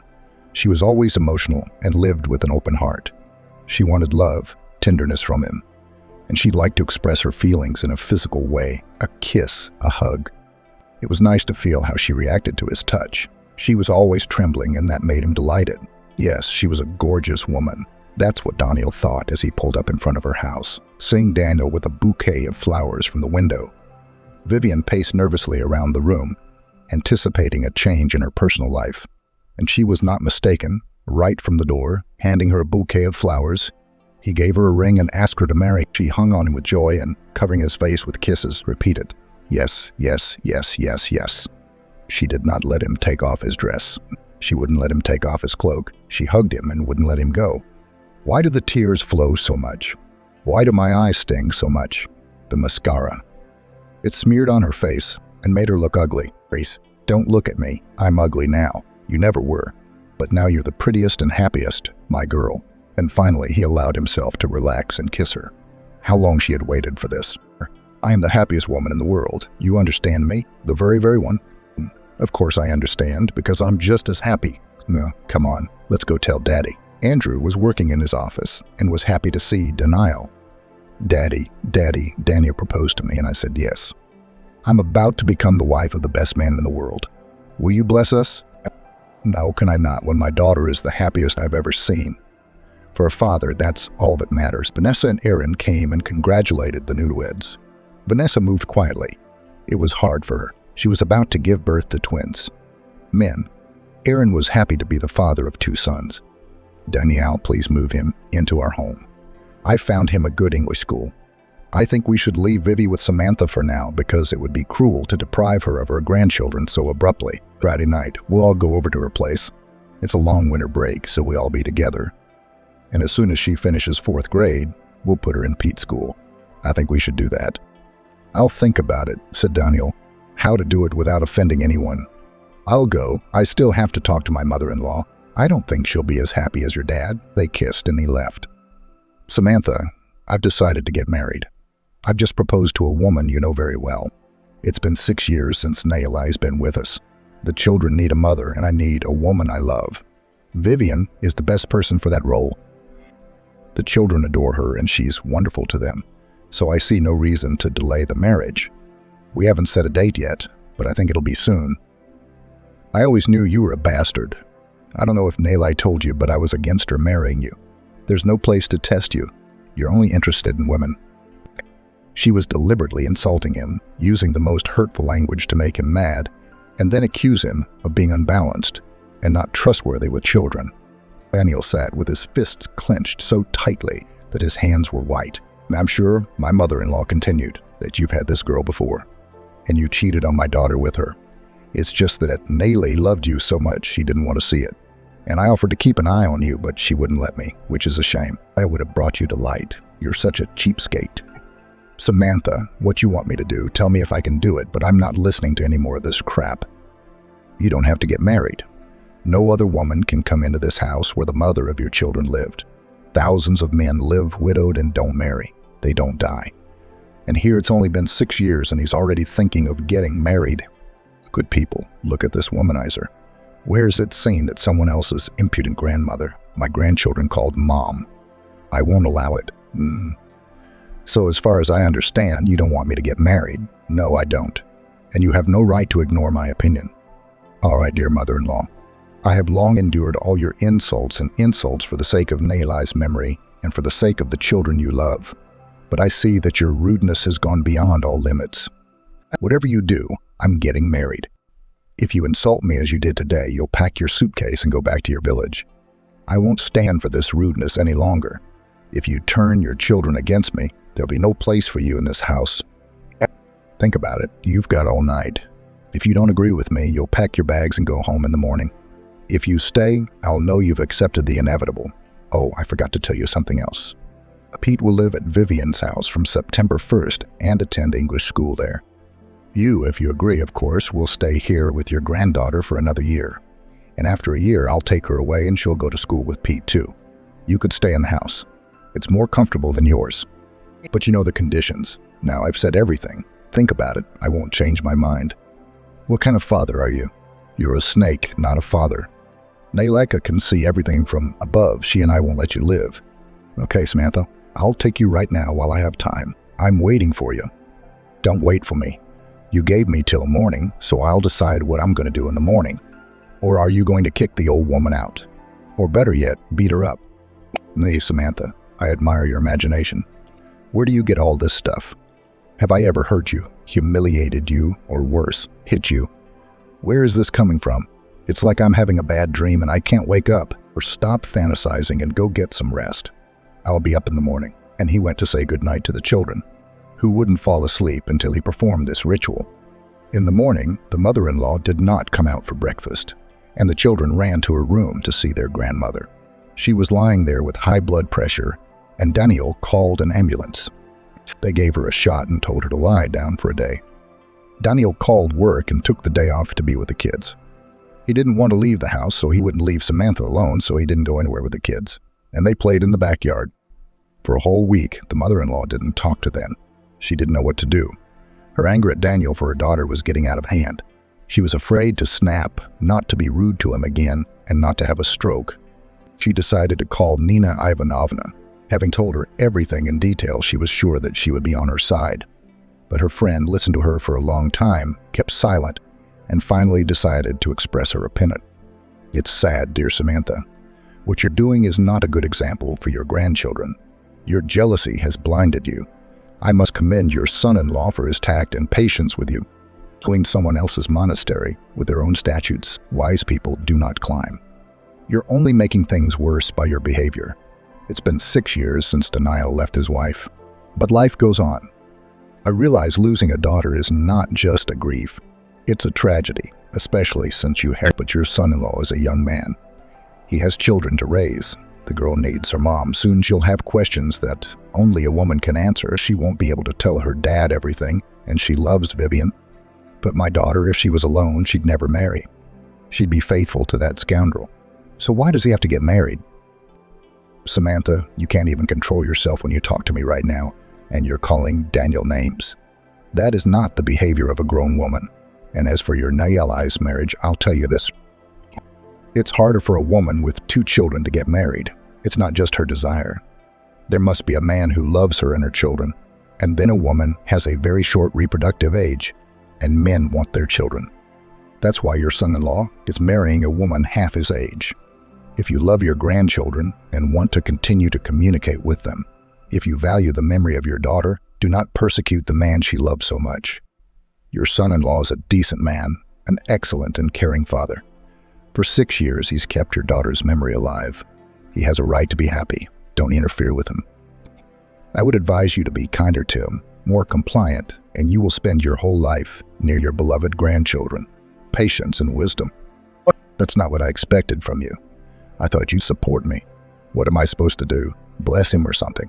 Well, at least stay out of the way. Okay, Norman, thanks for the lesson. I get it. And she went to her room to prepare for her final battle with her son-in-law. She decided to take the children to her village, and before leaving to call the guardianship authorities, let them come and ask the grief-stricken father, "Where are your children? Let him answer if he can." Of course, she realized that the children will not be taken away from him, but she will get on his nerves before the wedding. My poor daughter, if you knew what's going on in our kingdom. She cried looking at her daughter's picture. She called the guardianship authorities, told them about the children, where half of the information was taken from TV series, asked when they could come and see all this. Lady with the squeaky voice said she'd get a call back. The next day she got an early call back before Daniel had even left for work. She was afraid he would figure it out, so she went up to her room to "Hello, Samantha," squeaked the same familiar voice. "Inga will be able to come to you tomorrow afternoon. Have a good day." She heard the dial tone and disconnected the phone. Frankly speaking, she regretted her action. She was afraid, but the deed was done and there was no further retreat. The next day, as soon as Daniel left for work, she did not clean up the table, but instead scattered the children's things and left with the children to her village. The inspection came when no one was home, and after waiting for a while, they saw a car drive up to the house and an imposing man get out of it. The women looked at each other and, as if on command, began to tidy themselves. One fixed her hair, another raised her bust higher, and the third looked in the mirror and painted her lips. Manned up, they waited for the man to come closer. "Danielle, good afternoon. We're from child welfare. May I speak to your children and see their living conditions?" He immediately realized that this was his mother-in-law's last effort before he got married. She didn't get it. "Come on, I'll show you around." The youngest, Tina, gave a thumbs up to her friend. "Oh my God, what a man!" As he opened the door and let the women in, he was surprised that no one was home. "Where are your children?" The most experienced woman asked sternly. She was both older than the others and, apparently, in her position. Daniel realized that if he said, "I don't know," they would immediately give a verdict. A bad father who doesn't watch his children. To gather his thoughts, he motioned for everyone to sit down and said, "He's out with Samantha. She's his ex-wife's grandmother's mother. And where they're walking, you can call them, invite them home. We want to talk to them. While you're calling them, show them your kids' rooms." And they followed Daniel up to the second floor of the house. The kids' rooms are always such a mess and 3 layers of dust, and she ran her finger along the shelves where the children's books and toys were. No, of course, apparently, the grandmother was in a hurry to go out with the grandchildren and did not put the rooms in order. "I see," said Irina Sergeyevna in a snide and gravely voice. "So we will wait for your children today." "No, my mother-in-law's phone is not available." "No, it's a pity. I'll have to deprive such a father of his parental rights." "What's that for?" "The dust on the shelves. You never see that in your house, do you?" "Don't be rude, my dear. It could cost you." "Are you threatening me?" "No, of course not, but I'm telling you how it could end. Night tomorrow, early in the morning, we'll come again." And they walked out of the gate in a single file. Daniel called Rayeka and asked her to come over today and clean the house. He told her to bring a helper with her so that everything would be clean today. He waited for them and went to the village to pick up the children. He was sure that his mother-in-law had taken the children there. An hour later he was there. The children were already going to sleep. "Quickly gather your things and get in the car," the father commanded. The children were happy to see him and quickly ran to the car. Sophia stood on the hood and looked at her son-in-law with bulging eyes. I don't want to see in my house anymore. You have no place there. Nayli must be turning over in her grave from your antics. But it won't make any difference. The wedding is in August." As they drove away, he saw Samantha running out the back window, waving her fists at him. She arrived at his house again in the middle of the night. When he opened the door for her, she walked with her head down and went up to her room. At exactly 9 o'clock in the morning, the women's team arrived at Daniel's house in the same formation. The children were already eating breakfast when the guests entered the house. After talking to the kids, they went up to their rooms again. After looking at the perfect order, they went downstairs. "Well, Danielle, we liked everything. You seem to be a good father, or rather, trying to be one. That's commendable. We'll check in with you from time to time to see how the kids are growing up. Goodbye. Good luck to you." Tina looked at Daniel with eyes that said more than words could say. But Daniel paid her no attention. And they left. Daniel decided not to start the conversation with his mother-in-law first. Samantha, after a phone call with a friend and a check from the child welfare authorities, started it herself. "Danielle, I've been thinking a lot about the rest of our lives, and you're free to do what you want. I've realized what I've been saying is resentment for my daughter, jealousy. I'll even admit to you that I called the child welfare authorities to take the kids away from you. Then I thought about my daughter. She wouldn't forgive me. She loved you too much, but it was too late to cancel their visit. I thought long and hard about whether to tell you, but I figured if I didn't, it would be a sin on my soul. I was going to give you a heart attack, but I was going to call an ambulance later. My hands were shaking when I poured that medicine in your tea, but I couldn't. The kids ran up to you and hugged you. I thought, if God took their mother from them, what am I going to do with them as orphans? I can't lift them up and make them happy. I poured out the tea. I'm sorry, Daniel. I'm sorry I overreacted. I'll tell you right off, I hate your Vivian and I never will. She took my daughter's place undeservedly, but I'll put up with her for the grandchildren. I'd rather you were a widower, but I realize you're a young man and you need a family. Tonight we're closing this subject and burying the hatchet. For the sake of my grandchildren, I'm ready to step on my own toes.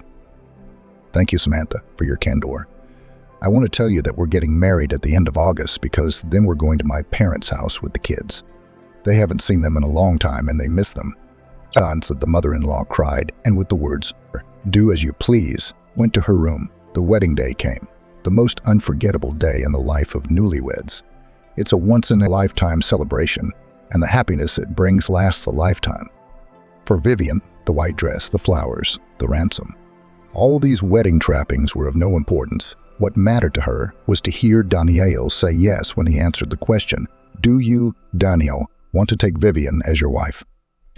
After all, it would be said in front of all the guests and witnesses. And it is nothing less than a declaration of love, and it is a most favorite tune to her ears. For them, this was a momentous day. This is their first and main love ball, which will be remembered forever and will open a new life for them, a married life. Daniel kept his eyes on her. "You embarrass me. You don't know how proud I am when other men turn around and look at you. My vocabulary is so poor. I can't tell you how amazed I am by your beauty." Standing at the check-in, Vivian heard, "No, God, so beautiful, so old." She didn't recognize who it was, and she didn't turn around. But she heard the answer and recognized the voice of her beloved little sister. He is the love of her life, and she doesn't want anything else. Good for Vanessa. She said it right, and she snuggled closer to Daniel. The mother-in-law didn't come to the wedding. No one really wanted her there. She'd only spoil everyone's mood, though everyone sympathized with her grief. The kids were a few days late for school and stayed with their grandparents. After the wedding, Samantha had calmed down a bit and treated Vivian like family.